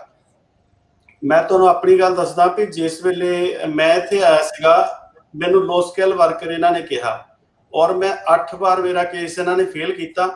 ਉਸ ਤੋਂ ਬਾਅਦ ਮੈਨੂੰ ਡਿਪੋਰਟ ਕੀਤਾ ਤੇ ਮੇਰੀ ਜਿਹੜੀ ਐਜੂਕੇਸ਼ਨ ਨੂੰ ਇਹਨਾਂ ਨੇ ਨਹੀਂ ਮੰਨਿਆ ਤੇ ਮੈਂ 17 ਸਾਲ ਦੀ ਉਮਰ ਦੇ ਵਿੱਚ ਸੈਲਫ ਇੰਪਲੋਇਰ ਸੀ ਇੰਡੀਆ ਦੇ ਵਿੱਚ। ਤਾਂ 17 ਸਾਲ ਦਾ ਉਮਰ ਦਾ ਨਿਆਣਾ ਬੱਚਾ ਜਿਹੜਾ ਆ ਉਹ ਮਾਂ ਪਿਓ ਤੋਂ ਲੈ ਕੇ ਖਾਂਦਾ ਹੁੰਦਾ, ਤਾਂ ਮੈਂ ਉਸ ਵੇਲੇ ਲੋਕਾਂ ਨੂੰ ਇੰਪਲੋਈ ਕਰਦਾ ਸੀ। ਮੈਨੂੰ ਲੋ ਸਕਿੱਲ ਵਰਕਰ ਕਹਿੰਦੇ ਸੀ ਤੇ 10 ਸਾਲ ਇਹਨਾਂ ਨੇ ਇਹੀ ਜਾਰੀ ਰੱਖਿਆ ਕਿ ਲੋ ਸਕਿੱਲ ਵਰਕਰ ਆ। ਤੇ ਜਿਸ ਵੇਲੇ ਕੇਸ ਫੇਲ ਹੋ ਗਿਆ ਤੇ ਮੈਨੂੰ ਲੋ ਸਕਿੱਲ ਵਰਕਰ ਕਹਿ ਕੇ ਡਿਪੋਰਟ ਕਰ ਦਿੱਤਾ ਗਿਆ। ਉਸ ਵੇਲੇ ਮੇਰਾ ਵਿਆਹ ਇੱਥੇ ਹੋਇਆ ਸੀਗਾ ਤੇ ਬੇਬੀ ਡਿਊ ਸੀ 2 ਮਹੀਨੇ ਬਾਅਦ। ਇਹਨਾਂ ਨੂੰ ਮੈਂ $20,000 ਦੀ ਜ਼ਮਾਨਤ ਦਿੰਦਾ ਸੀਗਾ ਵੀ ਮੈਨੂੰ 2 ਮਹੀਨੇ ਇੱਥੇ ਰਹਿ ਲੈਣ ਦਿਓ, ਵੀ ਸਾਡਾ ਕੋਈ ਰਿਸ਼ਤੇਦਾਰ ਇੱਥੇ ਹੈ ਨਹੀਂਗਾ। ਤੇ ਇਹਨਾਂ ਨੇ $20,000 ਲੈ ਕੇ ਲੈਣ ਦੇ ਮਤਲਬ ਮੈਨੂੰ ਇਹਨਾਂ ਨੇ ਐਕਸੈਪਟ ਨਹੀਂ ਕੀਤਾ ਵੀ ਅਸੀਂ $20,000 ਵੀ ਤੈਨੂੰ 2 ਮਹੀਨੇ ਇੱਥੇ ਰਹਿਣ ਦਿਆਂਗੇ। ਖੈਰ ਇਹਨਾਂ ਨੇ ਮੈਨੂੰ ਇੱਥੋਂ ਡਿਪੋਰਟ ਕਰ ਦਿੱਤਾ। ਉਸ ਤੋਂ ਬਾਅਦ ਜਿਹੜਾ ਮੈਨੂੰ ਇਹ ਲੋ ਸਕਿੱਲ ਕਹਿੰਦੇ ਸੀਗੇ ਵਰਕਰ, ਇਹਨਾਂ ਨੂੰ ਮੇਰੀ ਸਕਿੱਲ ਵਾਲਾ ਬੰਦਾ ਪੂਰੇ ਨਿਊਜ਼ੀਲੈਂਡ ਚੋਂ ਨਹੀਂ ਮਿਲਿਆ ਤੇ ਇਹਨਾਂ ਨੇ ਮਜਬੂਰ ਹੋ ਕੇ ਮੈਨੂੰ 4 ਮਹੀਨੇ ਦੇ ਵਿੱਚ ਵਾਪਸ ਸੱਦਿਆ। ਹਾਲੇ ਕਿ ਮੇਰੇ ਤੇ 5 ਸਾਲ ਦਾ ਬੈਨ ਸੀਗਾ ਤੇ ਉਹ ਇਹਨੇ ਕੈਂਸਲ ਕੀਤਾ। 4 ਮਹੀਨੇ ਟੋਟਲ ਲੱਗੇ ਤੇ ਜਿਹੜਾ ਇਮੀਗ੍ਰੇਸ਼ਨ ਮਿਨਿਸਟਰ ਦਾ ਫੈਸਲਾ ਆਇਆ ਉਹ ਸਿਰਫ 15 ਦਿਨ ਚ ਆਇਆ ਸੀ ਮੇਰੇ ਵਾਸਤੇ। ਤੇ ਉਸ ਵੇਲੇ ਦਾ ਜਿਹੜਾ ਪ੍ਰਧਾਨ ਜਿਹੜਾ ਡਿਪਟੀ ਪ੍ਰਾਈਮ ਮਿਨਿਸਟਰ ਸੀਗਾ ਉਹ ਮੇਰੇ ਵਾਲਾ ਲੈਟਰ ਬਾਈ ਹੈਂਡ ਲੈ ਕੇ ਆਇਆ ਸੀ ਵੈਲਿੰਗਟਨ ਤੋਂ ਜਿਹੜੇ ਲੋ ਸਕਿੱਲ ਵਰਕਰ ਵਾਸਤੇ, ਜਿਹਨੂੰ ਲੋ ਸਕਿੱਲ ਵਰਕਰ ਕਹਿੰਦੇ ਸੀ, ਏਡੀ ਇਹਨਾਂ ਨੂੰ ਐਮਰਜੈਂਸੀ ਪੈ ਗਈ ਸੀ ਸੱਦਣ ਦੀ। ਅੱਛਾ, ਉਸ ਤੋਂ ਬਾਅਦ ਮੇਰੇ ਆਉਣ ਤੋਂ ਬਾਅਦ ਮੈਂ 5 ਕੰਪਨੀਆਂ ਇੱਥੇ ਆਪਰੇਟ ਕਰਦਾ ਰਿਹਾ, ਅਜੇ ਵੀ ਕਰਦਾ ਆ, ਤੇ ਹਜ਼ਾਰਾਂ ਨਿਊਜ਼ੀਲੈਂਡਰਾਂ ਨੂੰ ਉਹਦੇ ਵਿੱਚ ਜੌਬ ਦਿੱਤੀ ਆ। ਤੇ ਮੇਰਾ ਇਹ ਦੱਸਣ ਦਾ ਭਾਵ ਇਹ ਆ ਕਿ ਜੇ ਇੱਕ ਲੋ ਸਕਿੱਲ ਵਰਕਰ ਇੰਨਾ ਕੁਝ ਕਰ ਸਕਦਾ ਤਾਂ ਬਾਕੀ ਕਿਉਂ ਨਹੀਂ ਕਰ ਸਕਦੇ। ਅੱਜ ਜਿਹੜੇ ਇੱਥੇ ਕੈਟਾਗਰੀ ਦੇ ਵਿੱਚ ਮਾਈਗ੍ਰੈਂਟਸ ਆਏ ਹੈਗੇ ਅਲੱਗ-ਅਲੱਗ ਦੇ ਵਿੱਚ, ਉਹਨਾਂ ਦੇ ਵਿੱਚ ਲੋ ਸਕਿੱਲ ਵਾਲੀ ਕੋਈ ਗੱਲ ਨਹੀਂ ਹੈਗੀ। ਉਹਨਾਂ ਨੂੰ ਅਪਰਚੂਨਿਟੀ ਮਿਲੇ, ਉਹ ਬਹੁਤ ਵਧੀਆ ਕੀ ਕਰ ਸਕਦੇ ਆ, ਤੇ ਨਿਊਜ਼ੀਲੈਂਡ ਦੇ ਵਿੱਚ ਉਹਨਾਂ ਦੀ ਬਹੁਤ ਜ਼ਿਆਦਾ ਲੋੜ ਵੀ ਹੈਗੀ ਆ। ਤੇ ਜਿਹੜੀ ਗੱਲ ਹੈਗੀ ਆ ਵੀ ਇੱਥੇ ਡਿਸਕ੍ਰਿਮੀਨੇਸ਼ਨ ਇੰਨੀ ਹੈਗੀ ਆ ਤੇ ਸ਼ਬਦਾਂ 'ਚ ਬਿਆਨ ਨਹੀਂ ਕੀਤੀ ਜਾ ਸਕਦੀ। ਜਿਸ ਵੇਲੇ ਮੈਂ ਕੰਮ ਕਰਦਾ ਮੈਨੇਜਰ ਲੈਵਲ ਦੀ ਪੋਸਟ ਤੇ ਚਲਾ ਗਿਆ, ਮੈਂ ਉਸ ਕੰਪਨੀ ਨੂੰ ਆਕਲੈਂਡ ਦੀ ਲਾਰਜੈਸਟ ਕੰਪਨੀ ਬਣਾ ਦਿੱਤਾ ਇੱਥੇ। ਉੱਥੇ ਜਿਹੜੇ ਸਾਡੇ ਸਪਲਾਇਰ ਕੰਮ ਕਰਦੇ ਸੀ, ਜਿਸ ਵੇਲੇ ਉਹਨਾਂ ਦੀਆਂ ਇਨਵੋਇਸਾਂ ਤੇ ਮੇਰੇ ਸਿਗਨੇਚਰ ਹੁੰਦੇ ਸੀਗੇ ਤਾਂ ਉਹਨਾਂ ਨੇ ਪੈਸੇ ਲੈਣ ਤੋਂ ਨਾ ਕਰ ਦਿੱਤੀ ਵੀ ਇੱਕ ਇੰਡੀਅਨ ਬੰਦਾ ਸਿਗਨੇਚਰ ਕਰੂਗਾ ਤਾਂ ਅਸੀਂ ਪੈਸੇ ਨਹੀਂ ਲੈਣੇ। ਤੇ ਜਿਹੜਾ ਮਾਈਗ੍ਰੈਂਟ ਹੈਗਾ ਆ ਉਹਨੂੰ ਉਸ ਵੇਲੇ ਚਾਂਸ ਦਿੱਤਾ ਜਾਂਦਾ ਹੈ ਜਿਸ ਵੇਲੇ ਇਹਨਾਂ ਕੋਲ ਕੋਈ ਚੋਇਸ ਨਹੀਂ ਰਹਿ ਜਾਂਦੀ। ਤੇ ਮੇਰਾ ਤਾਂ ਇਹ ਹੈਗਾ ਵੀ ਕਹਿਣਾ ਵੀ ਇਹਨੂੰ ਜਿੱਦਾਂ ਪਾਲਿਸੀ ਨੂੰ ਚੰਗੀ ਤਰ੍ਹਾਂ ਲਾਗੂ ਕਰਨਾ ਚਾਹੀਦਾ, ਉਹਦੇ ਵਿੱਚ ਕੋਈ ਮਿਸ ਨਹੀਂ ਹੋਣਾ ਚਾਹੀਦਾ। ਹੁਣ ਜਿਹੜੇ ਸਟੂਡੈਂਟਸ ਓਵਰਸੀਜ਼ ਸਟਕ ਹੋਏ ਆ, ਉਹਨਾਂ ਦੇ ਉੱਤੇ ਮਾਨਸਿਕ ਪ੍ਰੈਸ਼ਰ ਅਲੱਗ ਆ। ਜਿਹੜੇ ਸਟੂਡੈਂਟਸ ਮਾਂ ਪਿਓ ਨੇ ਕਰਜ਼ਾ ਚੱਕ ਕੇ ਭੇਜੇ ਆ, ਉੱਥੇ ਉਹ ਆਤਮ ਹੱਤਿਆ ਦਾ ਕਾਰਨ ਬਣਦੇ ਆ। ਕਈਆਂ ਦੇ ਪਰਿਵਾਰ 2 ਮੁਲਕਾਂ ਦੇ ਵਿੱਚ ਵੰਡੇ ਗਏ ਆ। ਜਿਸ ਵੇਲੇ ਮੈਂ ਆਪਣੀ ਗੱਲ ਕਰਦਾ ਵੀ ਡਿਸਕ੍ਰਿਮੀਨੇਸ਼ਨ ਦੀ, ਜਿਸ ਵੇਲੇ ਮੈਨੂੰ ਰਿਪੋਰਟ ਕਰ ਦਿੱਤਾ ਗਿਆ, ਮੇਰੀ ਵਾਈਫ ਵੀ ਇੱਥੇ ਓਵਰਸਟੇ ਸੀਗੀ, ਮੈਨੂੰ ਉੱਥੇ ਕਰ ਦਿੱਤਾ ਹੈ ਰਿਪੋਰਟ। ਜਿਹੜਾ ਸਾਡਾ ਬੇਬੀ ਹੋਣਾ ਸੀਗਾ ਉਹ ਨਿਊਜ਼ੀਲੈਂਡ ਦਾ ਸਿਟੀਜ਼ਨ ਹੋਣਾ ਸੀਗਾ ਉਸ ਵੇਲੇ ਦੇ ਕਾਨੂੰਨ ਮੁਤਾਬਕ। ਇਹਨਾਂ ਨੇ ਉਹਨੂੰ ਕੋਈ ਸਪੋਰਟ ਨਹੀਂ ਦਿੱਤੀ, ਹਾਲੇ ਕਿ ਉਹ ਨਿਊਜ਼ੀਲੈਂਡ ਦਾ ਸਿਟੀਜ਼ਨ ਹੋਣਾ ਸੀ। ਤੇ ਇਹ ਗੱਲਾਂ ਜਿਸ ਵੇਲੇ ਅਸੀਂ ਸੋਚਦੇ ਹਾਂ, ਸਾਨੂੰ ਲੱਗਦਾ ਹੀ ਨਹੀਂ ਕਿ ਅਸੀਂ ਨਿਊਜ਼ੀਲੈਂਡ ਦੇ ਵਿੱਚ ਰਹਿ ਰਹੇ ਹਾਂ। ਤੁਸੀਂ ਅਵਤਾਰ ਸਿੰਘ ਜੀ ਜਿਹੜੀ ਐਕਸਟ੍ਰੀਮ ਦੇਖ ਕੇ ਮੈਂ ਕਿਹਾ ਸਰ ਚੱਠਾ ਸਾਹਿਬ ਥੋੜੇ ਜਿਹੇ ਰਿਲੀਵ ਜ਼ਰੂਰ ਫੀਲ ਕਰ ਰਹੇ ਹੋਣਗੇ ਕਿ ਇੰਨਾ ਵੀ ਮਾੜਾ ਨਹੀਂ ਆ ਹੁੰਦਾ ਸਿਚੁਏਸ਼ਨ। ਸੋ ਨਾਲ ਦੇ ਨਾਲ ਸਾਡੇ ਅਸੀਮ ਮੁਖਤਿਆਰ ਜੀ ਵੀ ਸਾਡੇ ਨਾਲ ਜੁੜ ਗਏ ਨੇ। ਜਨਰਲ ਸਾਹਿਬ, ਤੁਹਾਡਾ ਰੇਡੀਓ ਸਪਾਈਸ ਦੇ ਉੱਤੇ ਲਾਈਵ ਡਿਬੇਟ ਦੇ ਵਿੱਚ ਇਸਤਕਬਾਲ ਕਰਦੇ ਹਾਂ ਜੀ। ਜੀ ਆਇਆਂ ਨੂੰ। ਸੋ ਤੁਸੀਂ ਕੀ ਮਹਿਸੂਸ ਕਰਦੇ ਹੋ ਜੀ?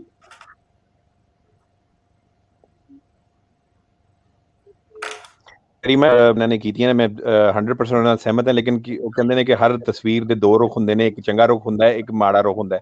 ਔਰ ਚੰਗਾ ਰੁਖ ਹੈ ਕਿ 1,65,000 ਲੋਕ ਜਿਹੜੇ ਨੇ ਉਹਨਾਂ ਨੂੰ ਇਹ ਗਵਰਨਮੈਂਟ ਨੇ ਬਿਲਾ ਕਿਸੇ ਕ੍ਰਾਈਟੇਰੀਏ ਦੇ ਜਾਂ ਜਿਹੜਾ ਬਹੁਤ ਮਿਨੀਮਮ ਜਾਂ ਕ੍ਰਾਈਟੇਰੀਆ ਉਹਦੀ ਬੇਸ ਦੇ ਉੱਤੇ ਉਹਨਾਂ ਨੇ ਦਿੱਤਾ। ਔਰ ਉਹਦੀ ਵਜ੍ਹਾ ਇਹ ਕਿ ਇਸ ਮਾਈਗ੍ਰੈਂਟ ਨੇ ਇਹਨਾਂ ਨੂੰ ਉਸ ਮੁਸ਼ਕਿਲ ਵਕਤ ਦੇ ਵਿੱਚ ਇਹਨਾਂ ਦੀ ਖਿਦਮਤ ਕੀਤੀ ਹੈ, ਜਦੋਂ ਸ਼ਾਇਦ ਇਹਨਾਂ ਕੋਲ ਇੰਨੀ ਵਰਕਫੋਰਸ ਵੀ ਨਹੀਂ ਸੀ ਔਰ ਇੰਨਾ ਸਕਿੱਲ ਵੀ ਅਵੇਲੇਬਲ ਨਹੀਂ ਸੀ। ਤੇ ਗਵਰਨਮੈਂਟ ਨੇ ਉਸ ਚੀਜ਼ ਨੂੰ ਰਿਕਗਨਾਈਜ਼ ਕਰਦੇ ਹੋਏ ਇਹਨਾਂ ਨੂੰ ਜਿਹੜਾ ਹੈ ਉਹ 1,65,000 ਦੀ ਦਿੱਤੀ। ਜਿੱਥੇ ਤੱਕ ਗੱਲ ਆਉਂਦੀ ਹੈ ਸਟੂਡੈਂਟ ਵੀਜ਼ੇ ਵਾਲਿਆਂ ਦੀ, ਜਿੱਥੇ ਤੱਕ ਗੱਲ ਆਉਂਦੀ ਹੈ ਜਿਹੜੇ ਲੋਕ ਇਸ ਵਕਤ ਪਾਰਟਨਰ ਵੀਜ਼ੇ ਦੇ ਉੱਤੇ ਨੇ ਜਾਂ ਕਿਸੇ ਲੋ ਸਕਿੱਲ ਦੇ ਵਿੱਚ ਸਕਿੱਲਸ ਲਿਸਟ ਨਹੀਂ ਆਉਂਦੇ, ਆਈ ਐਮ ਪ੍ਰੀਟੀ ਸ਼ੋਰ ਕਿ ਜਿਹੜੀ ਲੌਬਿੰਗ ਸਾਡੇ ਬੰਦਿਆਂ ਨੇ ਕੀਤੀ ਹੈ ਪਿਛਲੇ 1.5 ਸਾਲ ਦੇ ਵਿੱਚ, ਔਰ ਉਹਦੇ ਵਿੱਚ ਮੈਂ ਨਾਂ ਲੈਣਾ ਜਿਹੜਾ ਨਾ ਮੈਂ ਮਾਯੂਬ ਨਹੀਂ ਸਮਝਾਂਗਾ, ਸੁਪਰੀਮ ਸੁਸਾਇਟੀ ਤੋਂ ਲੈ ਕੇ ਰੇਡੀਓ ਸਪਾਈਸ ਔਰ ਰੇਡੀਓ ਸਪਾਈਸ ਤੋਂ ਲੈ ਕੇ ਰੀਕਾ ਸਟੈਨਫੋਰਡ ਨੇ, ਔਰ ਉਹਦੇ ਇਲਾਵਾ ਜਿਹੜੇ ਹੋਰ ਵੀ ਜਿਹੜੇ ਲੋਕ ਨੇ ਇੱਧਰੋਂ ਪਾਕਿਸਤਾਨ ਐਸੋਸੀਏਸ਼ਨ ਆਫ ਨਿਊਜ਼ੀਲੈਂਡ ਵਾਲੇ ਨੇ, ਫਿਰ ਮਾਈਗ੍ਰੈਂਟ ਕਾਉਂਸਲ ਵਾਲੇ ਜਿਹੜੇ ਲੋਕ ਸਨ, ਉਹਨਾਂ ਨੇ ਬਹੁਤ ਜ਼ਿਆਦਾ ਜਿਹੜੀ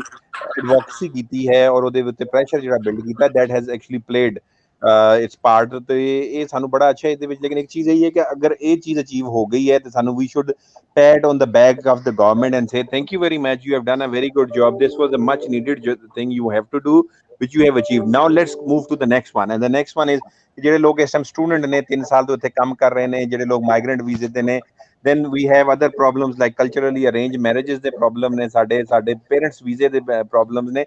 migrants obviously we are resilient people, ਸਾਨੂੰ ਇੰਨੀ ਕੋਈ ਪਲੇਇੰਗ ਫੀਲਡ ਨਹੀਂ ਮਿਲਦੀ ਕਿ ਜਿੱਥੇ ਆਉਣ ਦੇ ਨਾਲ ਅਸੀਂ we have to work hard, ਅਸੀਂ ਆਨੇ ਆ ਮਿਹਨਤਾਂ ਕਰਨੇ ਆ ਕਰ ਕਰਾ ਕੇ 10-20 ਸਾਲਾਂ 'ਚ ਅਸੀਂ ਜਾ ਕੇ ਸੈਟਲ ਹੁੰਦੇ। ਉਹਦੇ ਮੁਕਾਬਲੇ ਦੇ ਵਿੱਚ ਜਿਹੜੀ ਇਹਨਾਂ ਦੀ ਕੋਲ ਪਲੇਇੰਗ ਫੀਲਡ ਹੈ ਦੈਟ ਇਜ਼ ਐਬਸੋਲੂਟਲੀ ਉਹ ਬਿਲਕੁਲ ਇਸ ਤਰ੍ਹਾਂ ਜਿਸ ਤਰ੍ਹਾਂ ਇੰਡੀਆ ਪਾਕਿਸਤਾਨ ਦੀ ਪਿੱਚ ਹੁੰਦੀ ਹੈ, ਸਾਨੂੰ ਤੇ ਗ੍ਰੀਨ ਪਿੱਚ ਦੇ ਉੱਤੇ ਖੇਡਣਾ ਪੈਂਦਾ, ਇੱਕ ਮੁਸ਼ਕਲ ਨਾਲ ਅਸੀਂ ਇੱਥੇ ਸੰਭਲਨੇ ਆ ਫਿਰ ਅਸੀਂ। ਤੇ ਮੇਰਾ ਇਹ ਖਿਆਲ ਹੈ ਕਿ let's say very good government, you have done a very good job, thank you very much, we are with you, but let's move to the next stage, and the next stage is that the people reunite our families, the people or the students who have spent so much time, like PhD ਤੁਸੀਂ ਗੱਲ ਕਰ ਰਹੇ ਹੋ, ਜਿਸ ਚੱਠਾ ਸਾਹਿਬ ਦੀ ਗੱਲ ਸੁਣ ਕੇ ਸਾਨੂੰ ਮਜ਼ਾ ਆ ਜਾਂਦਾ ਕਿ ਕਿੰਨੇ ਪੜ੍ਹੇ ਲਿਖੇ ਮਾਸ਼ਾਅੱਲਾ ਲੋਕ ਨੇ। ਇਹਦੇ ਲੋਕ ਵੀ ਇਸ ਕਮਿਊਨਿਟੀ ਦੇ ਵਿੱਚ ਚਾਹੀਦੇ ਨੇ। we are hardly producing a good professional in this society। ਔਰ ਜਿਹੜੇ ਬੰਦੇ ਨੇ ਲੋਕਡਾਊਨ ਖੁੱਲਣ ਦਿਓ ਜਾਂ ਸਾਰੇ ਆਸਟ੍ਰੇਲੀਆ 'ਚ ਮਿਲਣ ਦੇ ਜਾਂ ਫਿਰ ਉਹ UK ਦੇ ਵਿੱਚ ਮਿਲਣ ਦੇ ਜਾਂ ਅਮਰੀਕਾ ਦੇ ਵਿੱਚ ਮਿਲਣ ਦੇ, ਇੱਥੇ ਤੇ ਮਿਲਣਾ ਹੀ ਕਿਸੇ ਨੇ ਨਹੀਂ ਜਿਹੜਾ ਇਹਨਾਂ ਦਾ ਕੋਈ ਪੜ੍ਹਾ ਲਿਖਿਆ ਕੋਈ ਜੀਨੀਅਸ ਬ੍ਰੇਨ ਨਿਕਲ ਆਉਂਦਾ ਹੈ।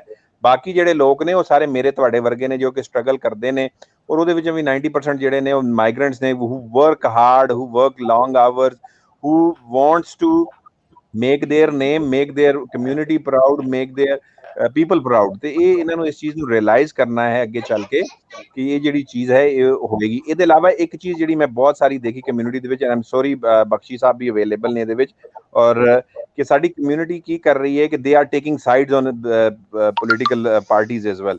ਇਹ ਮੈਨੂੰ ਇੱਕ ਮੇਰੇ ਸਾਡੇ ਬਜ਼ੁਰਗ ਨੇ ਉਹਨਾਂ ਨੇ ਮੈਨੂੰ ਆਖਿਆ ਕਿ ਤਮਾਮ ਮੁਸਲਮਾਨ ਜਿਹੜੇ ਨੇ ਉਹ ਲਿਬਰਲ ਬੈਠੇ ਦੇ ਨੇ, ਤਮਾਮ ਪੰਜਾਬੀ ਜਿਹੜੇ ਨੇ ਉਹ ਨੈਸ਼ਨਲ ਬੈਠੇ ਦੇ ਨੇ। Let suppose they come in the government on the opposite side, ਤੇ ਤੁਸੀਂ ਸਾਰੇ ਆਪੋਜੀਸ਼ਨ ਬੈਂਚਾਂ ਤੇ ਹੋਵੋਗੇ।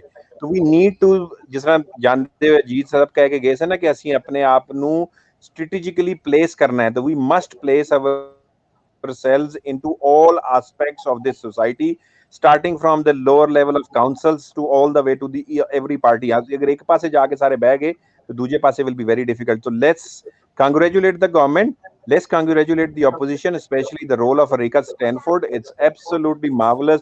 ਮੇਰਾ ਖਿਆਲ ਉਹਦੀ ਵਜ੍ਹਾ ਨਾਲ ਇਹਦੇ ਵਿੱਚ ਬਹੁਤ ਜ਼ਿਆਦਾ ਪ੍ਰੈਸ਼ਰ ਬਿਲਡ ਹੋਇਆ। ਐਂਡ ਦੈਨ ਲੈਟਸ ਉਹ ਜਿਹੜੇ 1,65,000 ਆ ਰਹੇ ਨੇ, let's support them as well, and the people like Navtej, you and people like Avtar Singh ji who has established themselves in this society, it's now their time to actually go into different fields where we can do, where they can raise our voice। ਹਮ ਸਾਡੇ ਵਾਸਤੇ advocacy policy ਜਿਹੜੀ ਹੈ ਉਹ ਕਰ ਸਕਣ, lobbying ਕਰ ਸਕਣ। ਔਰ I'm pretty sure that we have what it takes to be in government at a positions where we can influence ourselves and talk about the migrants। Thank you very much। ਸ਼ੁਕਰੀਆ। ਸਾਡੇ ਨਾਲ ਦੋ ਸਾਡੇ ਵੀਰ ਵੀ ਹੋ ਗਏ ਨੇ, ਮੈਂ ਦੋਨਾਂ ਦੇ ਨਾਲ ਗੱਲ ਕਰਨੀ ਆ। ਸੋ ਸਾਡਾ ਰਾਣਾ ਵੀਰ ਵੀ ਹੋ ਗਿਆ, ਸੋ ਅਸੀਂ ਉਹਨਾਂ ਨੂੰ ਵੀ ਜੀ ਆਇਆਂ ਆਖਦੇ ਹਾਂ।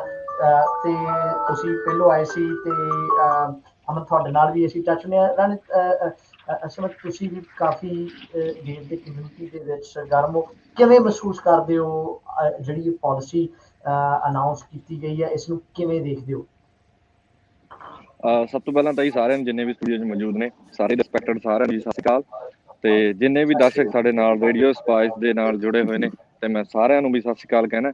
ਤਾਂ ਨਵਤੇਜ ਵੀਰ ਜੀ, ਜਿਵੇਂ ਤੁਸੀਂ ਪੁੱਛਿਆ ਤਾਂ ਵੀ ਮੈਂ ਇਸ ਨੂੰ ਇੱਕ ਸੱਚੀ ਐਕਚੁਅਲ ਖੁਸ਼ੀ ਨਾਲ ਬਿਆਨ ਕਰ ਸਕਦਾ, ਬਿਕੋਜ਼ ਮੈਂ ਵੀ ਇਸ ਰੂਲਸ ਦੇ ਵਿੱਚ ਆਉਣਾ ਤੇ ਮੈਂ ਵੀ ਪਹਿਲਾਂ ਕਾਫੀ ਪਿਛਲੇ ਕੁਝ ਸਾਲਾਂ ਤੋਂ ਆਪਣੇ ਨਿਊਜ਼ੀਲੈਂਡ ਦੇ ਜੋ ਪੁਆਇੰਟ ਸੀਗੇ ਉਹਨਾਂ ਨੂੰ ਕਲੈਕਟ ਕਰ ਰਿਹਾ ਸੀ। ਤਾਂ ਇੱਕ ਬੜੀ ਖੁਸ਼ੀ ਦੀ ਗੱਲ ਹੈ। ਮੈਂ ਸਾਰਿਆਂ ਨੂੰ ਆਪਣੇ ਵੱਲੋਂ ਪਰਸਨਲ ਤੌਰ ਤੇ ਮੈਂ ਹਜੇ ਤੱਕ ਪਿਛਲੀ ਨਹੀਂ ਸੀ, ਤਾਂ ਮੈਂ ਸਾਰਿਆਂ ਨੂੰ ਆਪਣੇ ਵੱਲੋਂ ਵਧਾਈ ਦੇਣੀ ਚਾਹੁੰਦਾ। ਤਾਂ ਨਵਤੇਜ ਜੀ, ਐਕਚੁਅਲੀ ਇਹ ਇੱਕ ਬੜਾ ਹੀ ਚਲੋ ਗੌਰਮੈਂਟ ਦਾ ਲਾ ਲਓ ਜਾਂ ਕੰਟਰੀ ਦਾ ਜਾਂ ਕਮਿਊਨਿਟੀ ਦੇ ਜਿੰਨੇ ਵੀ ਐਫਰਟਸ ਹੋਏ ਨੇ ਸਾਰਿਆਂ ਦੇ ਹੀ ਕਾਰਨ ਕਰਕੇ ਅੱਜ ਦਾ ਜੋ ਦਿਨ ਹੈ ਸਾਨੂੰ ਦੇਖਣ ਨੂੰ ਮਿਲਿਆ। ਪਰ ਅੱਜ ਦੇ ਟਾਈਮ ਦੇ ਵਿੱਚ ਨਿਊਜ਼ੀਲੈਂਡ ਦੀ ਗਵਰਨਮੈਂਟ ਨੇ ਐਕਚੁਅਲੀ ਪਛਾਣਿਆ ਵੀ ਇਹ ਜਿਹੜੇ ਮਾਈਗ੍ਰੈਂਟਸ ਨੇ ਇਹ ਕੰਟਰੀ ਦਾ ਕਿੰਨਾ ਕੁ ਭਾਰ ਚੱਕ ਰਹੇ ਨੇ ਜਾਂ ਅੱਗੇ ਚੱਕਣ ਲਈ ਇਹ ਕਾਬਿਲ ਨੇ। ਤਾਂ ਉਸ ਨੂੰ ਮੱਦੇਨਜ਼ਰ ਰੱਖਦੇ ਹੋਏ ਜੋ ਅੱਜ ਲੋਕਡਾਊਨ ਦੇ ਟਾਈਮ ਦੇ ਵਿੱਚ ਜੋ ਬਾਖੂਬੀ ਉਹ ਆਪਣਾ ਕੰਟਰੀਬਿਊਸ਼ਨ ਜੋ ਕੰਟਰੀ ਦੇ ਲਈ ਇੱਥੇ ਪਾ ਰਹੇ ਨੇ ਤਾਂ ਉਹਨੂੰ ਰਿਲਾਈਜ਼ ਕੀਤਾ ਗਿਆ।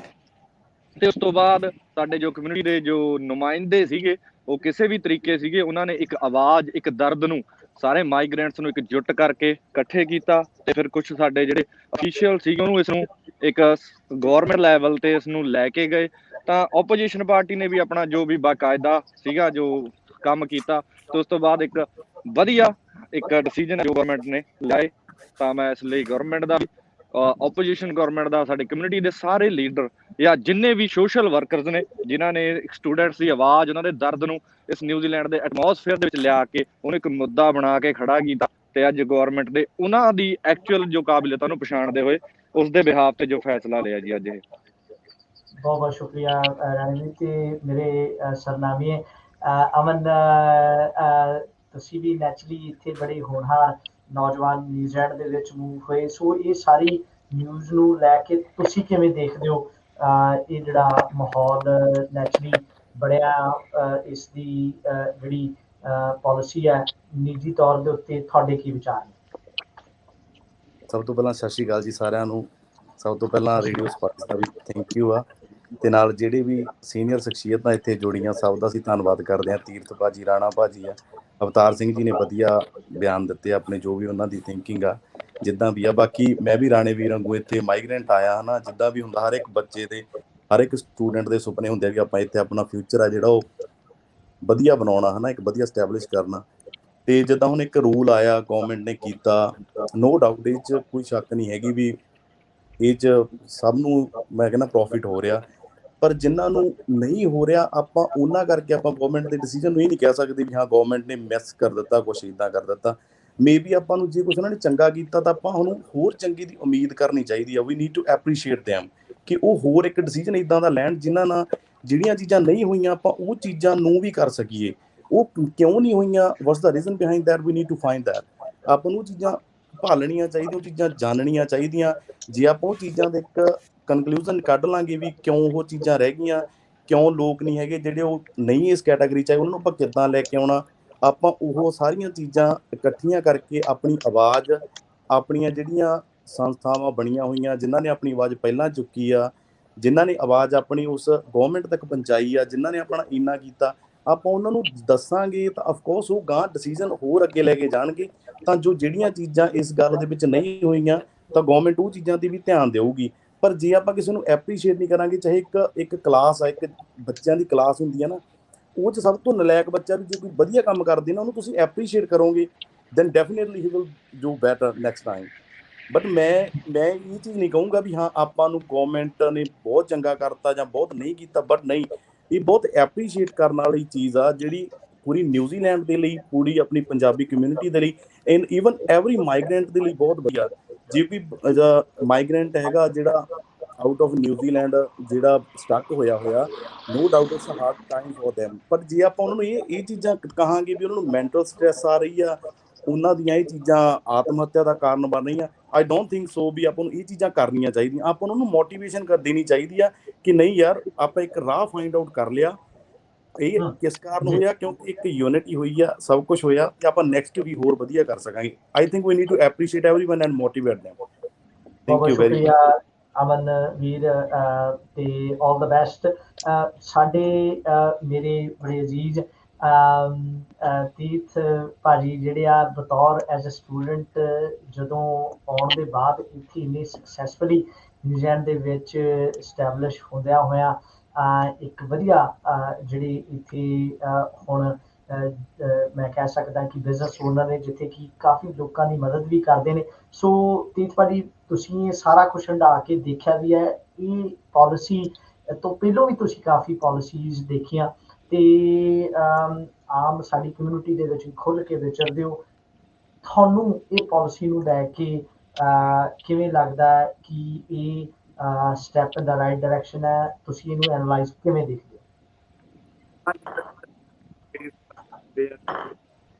ਸਾਰਿਆਂ ਨੂੰ ਪਿਆਰ ਭਰੀ ਸਤਿ ਸ਼੍ਰੀ ਮੇਰੇ ਅਕਾਲ। ਹਿਸਾਬ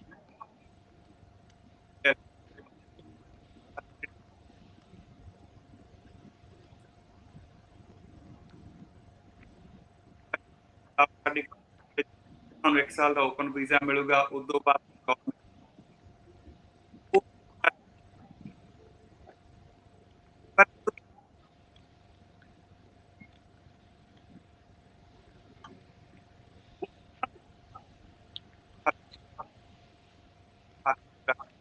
ਹਾਂ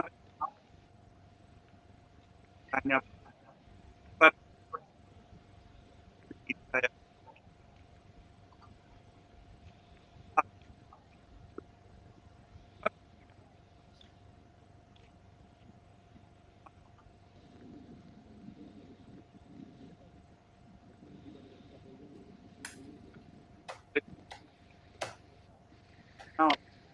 ਤੇ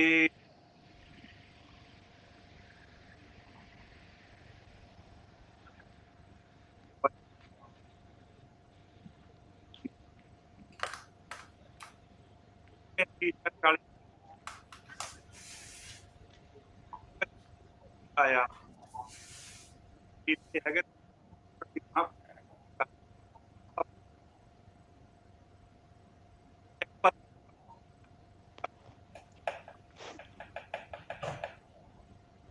ਆਪਾਂ ਇਹ ਗੱਲ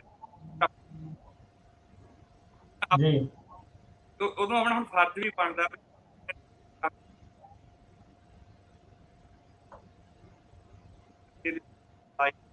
ਤਾਂ ਐਡਜਸਟ ਤਾਂ ਬਹੁਤ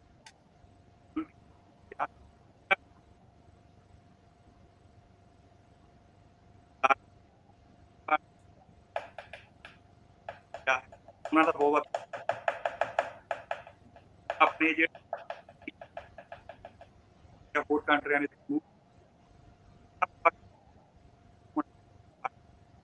ਖਾਸ ਕਰਕੇ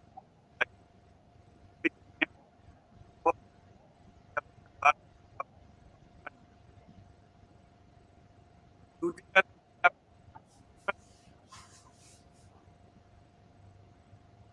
ਆਪਾਂ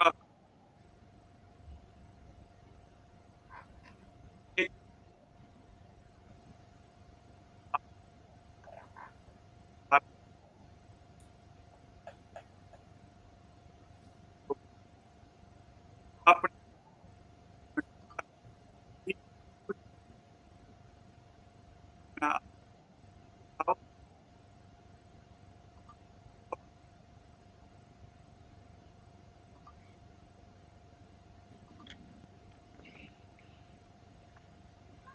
ਜੀ ਬਹੁਤ ਹੈ ਮੈਂ ਐਪਰੀਸ਼ੀਏਟ ਕਰਦਾ ਇਸ ਚੀਜ਼ ਨੂੰ ਪਰ ਫਿਰ ਵੀ ਆਪਾਂ ਨੂੰ ਚਾਹੀਦਾ ਮੈਂ ਆਪਣੀ ਐਗਜ਼ਾਮਪਲ ਦੇਣਾ ਮੈਂ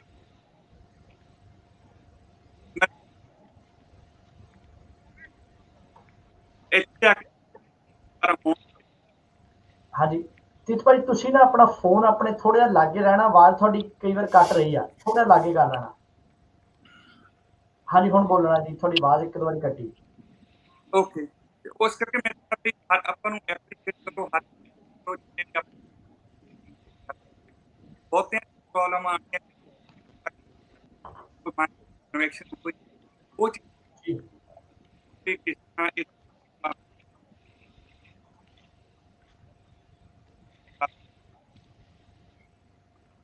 ਜੀ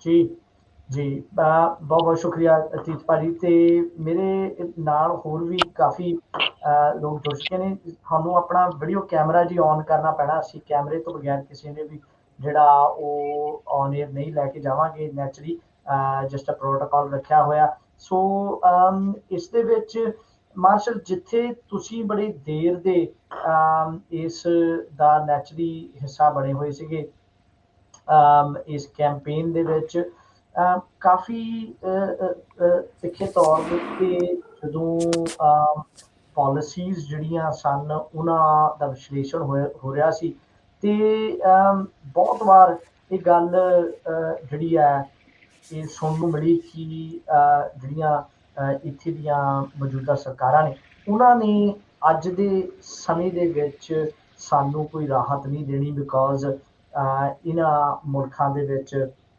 ਜਿਹੜਾ ਇਹਨਾਂ ਦਾ ਜਿਹੜਾ ਇਸ ਸਰਕਾਰ ਦਾ ਰਵੱਈਆ ਆ ਉਹਦੇ ਵਿੱਚ ਇਮੀਗ੍ਰੇਸ਼ਨ ਨੂੰ ਘਟਾਉਣ ਦਾ ਆਪਣਾ ਟੀਚਾ ਜਿਹੜਾ ਰੱਖਿਆ ਉਹਨਾਂ ਨੇ ਉਹ ਪੂਰਾ ਕਰਨਾ ਹੀ ਕਰਨਾ ਸੋ ਜਦੋਂ ਇਹ ਨਿਊਜ਼ ਆਈ ਹੈ ਤੇ ਨੈਚੁਰਲੀ ਉਸ ਤੋਂ ਪਹਿਲਾਂ ਐਰਕਾ ਜਿਹੜੀ ਆ ਸਟੈਨਫਰਡ ਤੁਸੀਂ ਉਹਨਾਂ ਨਾਲ ਬੜੀ ਕਲੋਜ਼ਲੀ ਵਰਕ ਕਰਦੇ ਹੋ ਉਹਨਾਂ ਨੇ ਪਾਰਲੀਮੈਂਟ ਦੇ ਵਿੱਚ ਵੀ ਆਪਣੀ ਬੜੀ ਧੜੱਲੇਦਾਰ ਜਿਹੜੀ ਅਨਾਉਂਸਮੈਂਟ ਵੀ ਕੀਤੀ ਆਪਣੀ ਡਿਬੇਟ ਚੈਂਬਰ ਦੇ ਵਿੱਚ ਸਾਰਿਆਂ ਨੂੰ ਜਿਹੜੇ ਇਸ਼ੂਜ਼ ਨੇ ਉਹ ਡਿਸਕਸ ਕੀਤੇ ਮੈਨੂੰ ਯਾਦ ਹੈ ਸੋ ਤੁਸੀਂ ਕਿੱਦਾਂ ਮਹਿਸੂਸ ਕਰਦੇ ਹੋ ਇਸ ਦੇ ਵਿੱਚ ਕਿ ਇਹ ਹੁਣ ਜੋ ਹੋਇਆ ਇਸ ਦੇ ਵਿੱਚ ਐਰਕਾ ਦਾ ਵੀ ਕਾਫੀ ਵੱਡਾ ਰੋਲ ਹੈ ਇਹਦੇ ਵਿੱਚ ਦੋ ਕੰਪੋਨੈਂਟ ਹੈ ਭਾਜੀ ਜਿਹੜੀ ਇਹਦੇ ਚ ਜਿਹੜਾ ਆਪਣਾ ਨੈਸ਼ਨਲ ਪਾਰਟੀ ਹੈ ਜਿਹੜੀ ਆਪੋਜੀਸ਼ਨ ਚ ਹੈ ਉਹਨਾਂ ਦਾ ਇਸ ਵਿੱਚ ਬਹੁਤ ਵੱਡਾ ਰੋਲ ਹੈ ਜੇ ਤੁਸੀਂ ਪਾਸਟ 2 ਇਅਰਸ ਦੀ ਐਕਸਪੀਰੀਅੰਸ ਦੇਖੋ ਇਮੀਗ੍ਰੇਸ਼ਨ ਦਾ ਕ੍ਰਾਈਟੇਰੀਆ ਦੇਖੋ ਉਹ ਸਟ੍ਰਿਕਟ ਹੀ ਹੋ ਰਿਹਾ ਸੀ ਡੇ ਬਾਏ ਡੇ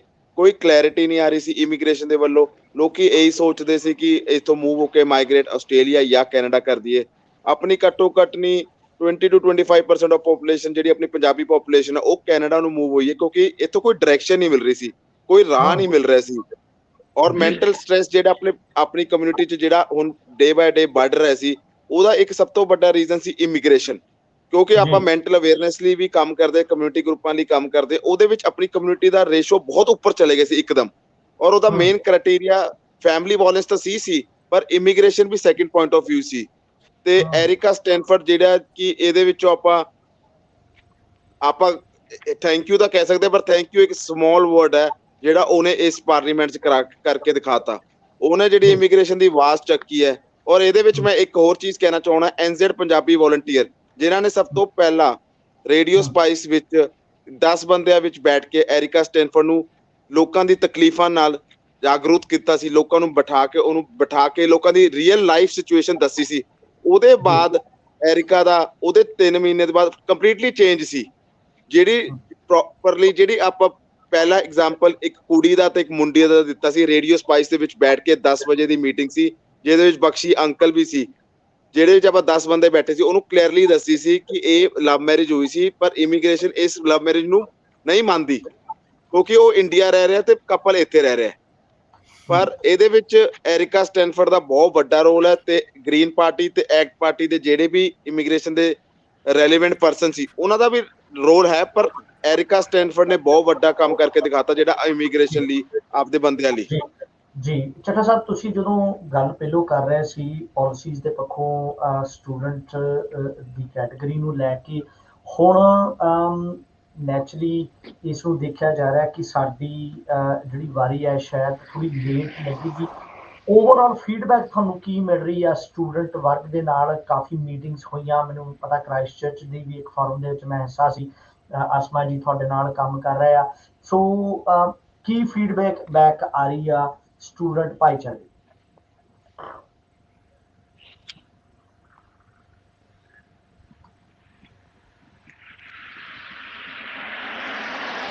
ਚੱਠਾ ਸਾਹਿਬ ਤੁਸੀਂ ਆਪਣਾ ਮਾਈਕ ਅਨਮਿਊਟ ਕਰੋ ਜੀ, ਆਪਣਾ ਮਾਈਕ ਅਨਮਿਊਟ।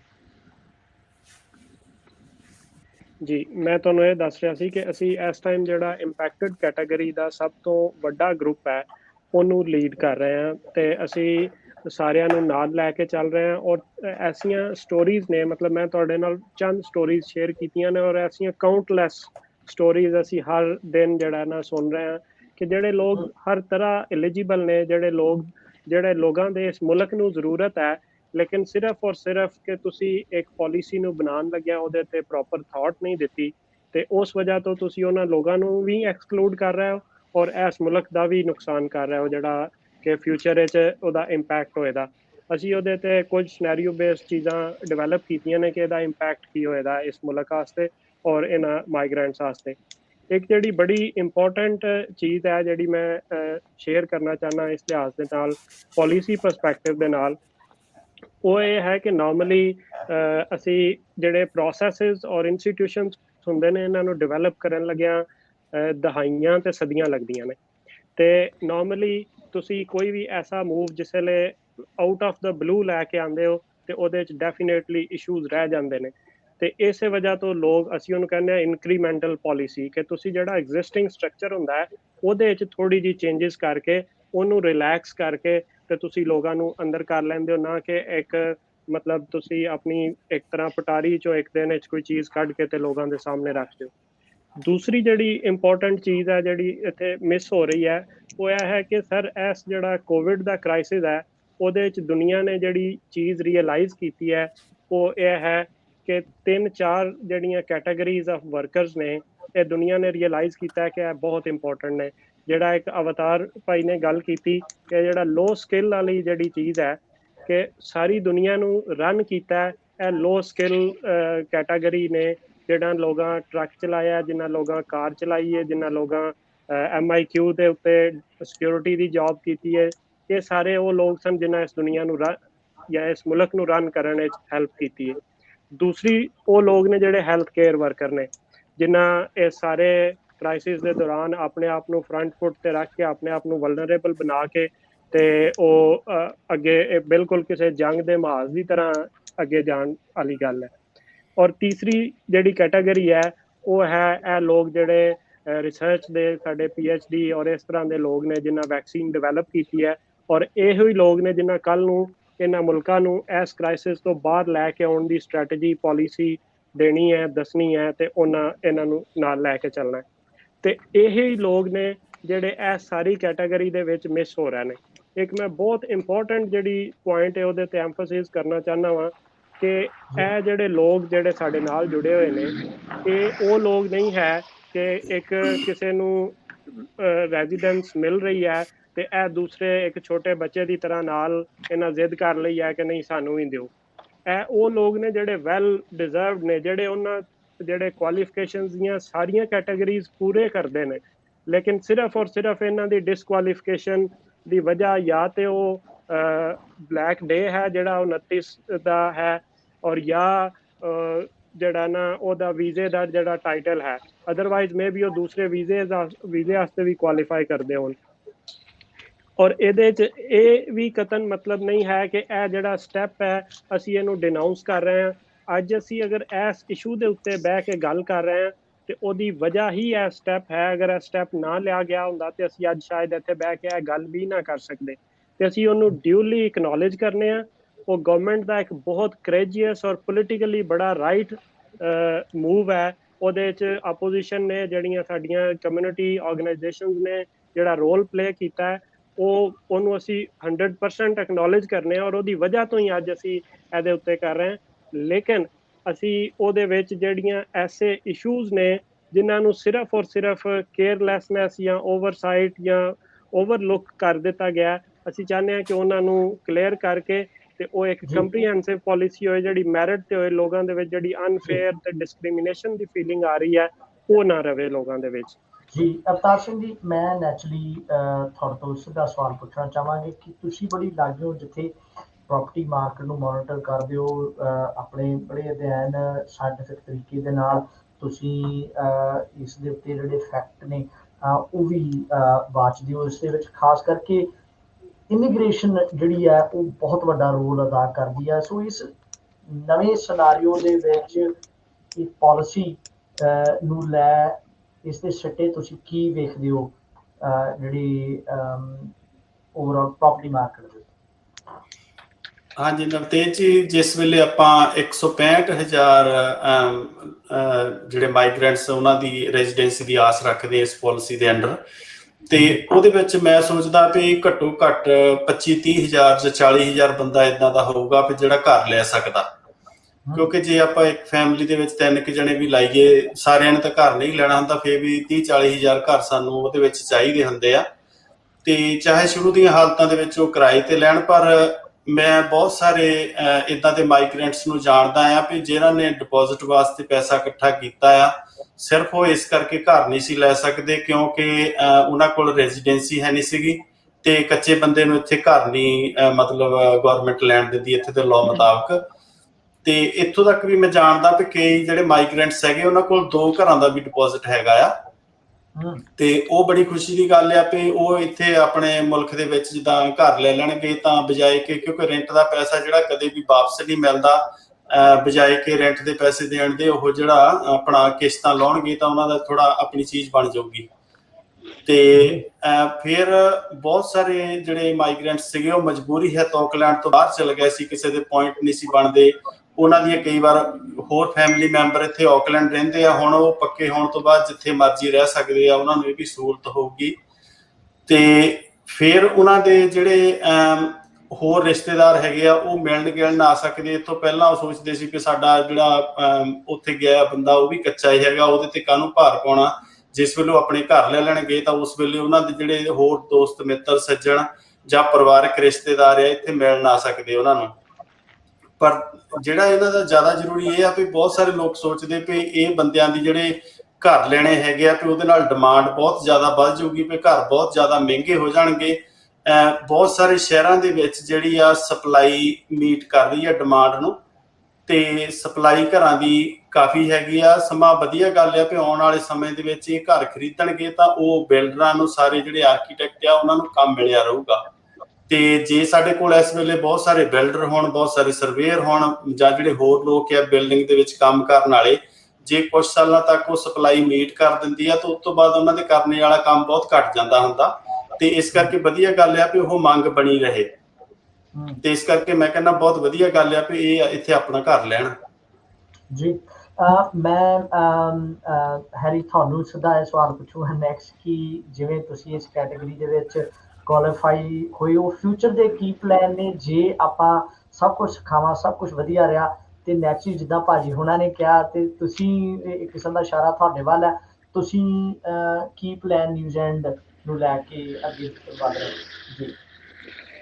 ਹਾਂਜੀ ਨਵਤੇਜ ਭਾਜੀ, ਪਹਿਲਾਂ ਤਾਂ ਮੈਂ ਇੱਕ ਗੱਲ ਛੋਟੀ ਜਿਹੀ ਪਹਿਲਾਂ ਕਲੀਅਰ ਕਰਦਾ। ਜਿਵੇਂ ਆਪਾਂ ਗੱਲ ਚੱਲਦੀ ਆ ਵੀ ਕੁਝ ਐਲੀਜੀਬਲ ਹੋ ਗਏ ਨੇ ਤੇ ਕੁਝ ਰਹਿ ਗਏ ਨੇ, ਤੇ ਮੈਂ ਹਾਂਜੀ ਉਸ ਚੀਜ਼ ਤੇ ਵੀ ਮੈਂ ਪਹਿਲਾਂ ਆਪਣੀ ਗੱਲ ਕਰਨੀ ਮੇਰੀ ਰਹਿ ਗਈ ਸੀਗੀ, ਤੇ ਬਾਰੀ ਥੋੜੀ ਲੇਟ ਆਈ ਆ ਕਿਉਂਕਿ ਸਾਰੇ ਹੀ ਬੜੇ ਵਧੀਆ ਬੰਦੇ ਅੱਜ ਬੈਠੇ ਨੇ। ਤਾਂ ਮੈਂ ਉਹਦੇ ਵਿੱਚ ਇਹੀ ਕਹਿਣਾ ਚਾਹੁੰਦਾ ਵੀ ਗਵਰਨਮੈਂਟ ਨੂੰ, ਜਿਵੇਂ ਵੀ ਆਪਾਂ 29 ਸਤੰਬਰ 2018 ਦੀ ਜਿਹੜੀ ਤਰੀਕ ਦਿੱਤੀ ਹੈ, ਤਾਂ ਉਹਦੇ ਵਿੱਚ ਬਹੁਤ ਏਦਾਂ ਦੇ ਵੀ ਰਹਿ ਗਏ ਨੇ ਜਿਨ੍ਹਾਂ ਨੇ ਦੁਬਾਰਾ ਸਟੱਡੀ ਲਈ ਸੀਗੀ ਜਾਂ ਉਹ ਉਸ ਡੇਟ ਨੂੰ ਨਹੀਂ ਸੀਗੇ ਕੰਟਰੀ ਦੇ ਵਿੱਚ।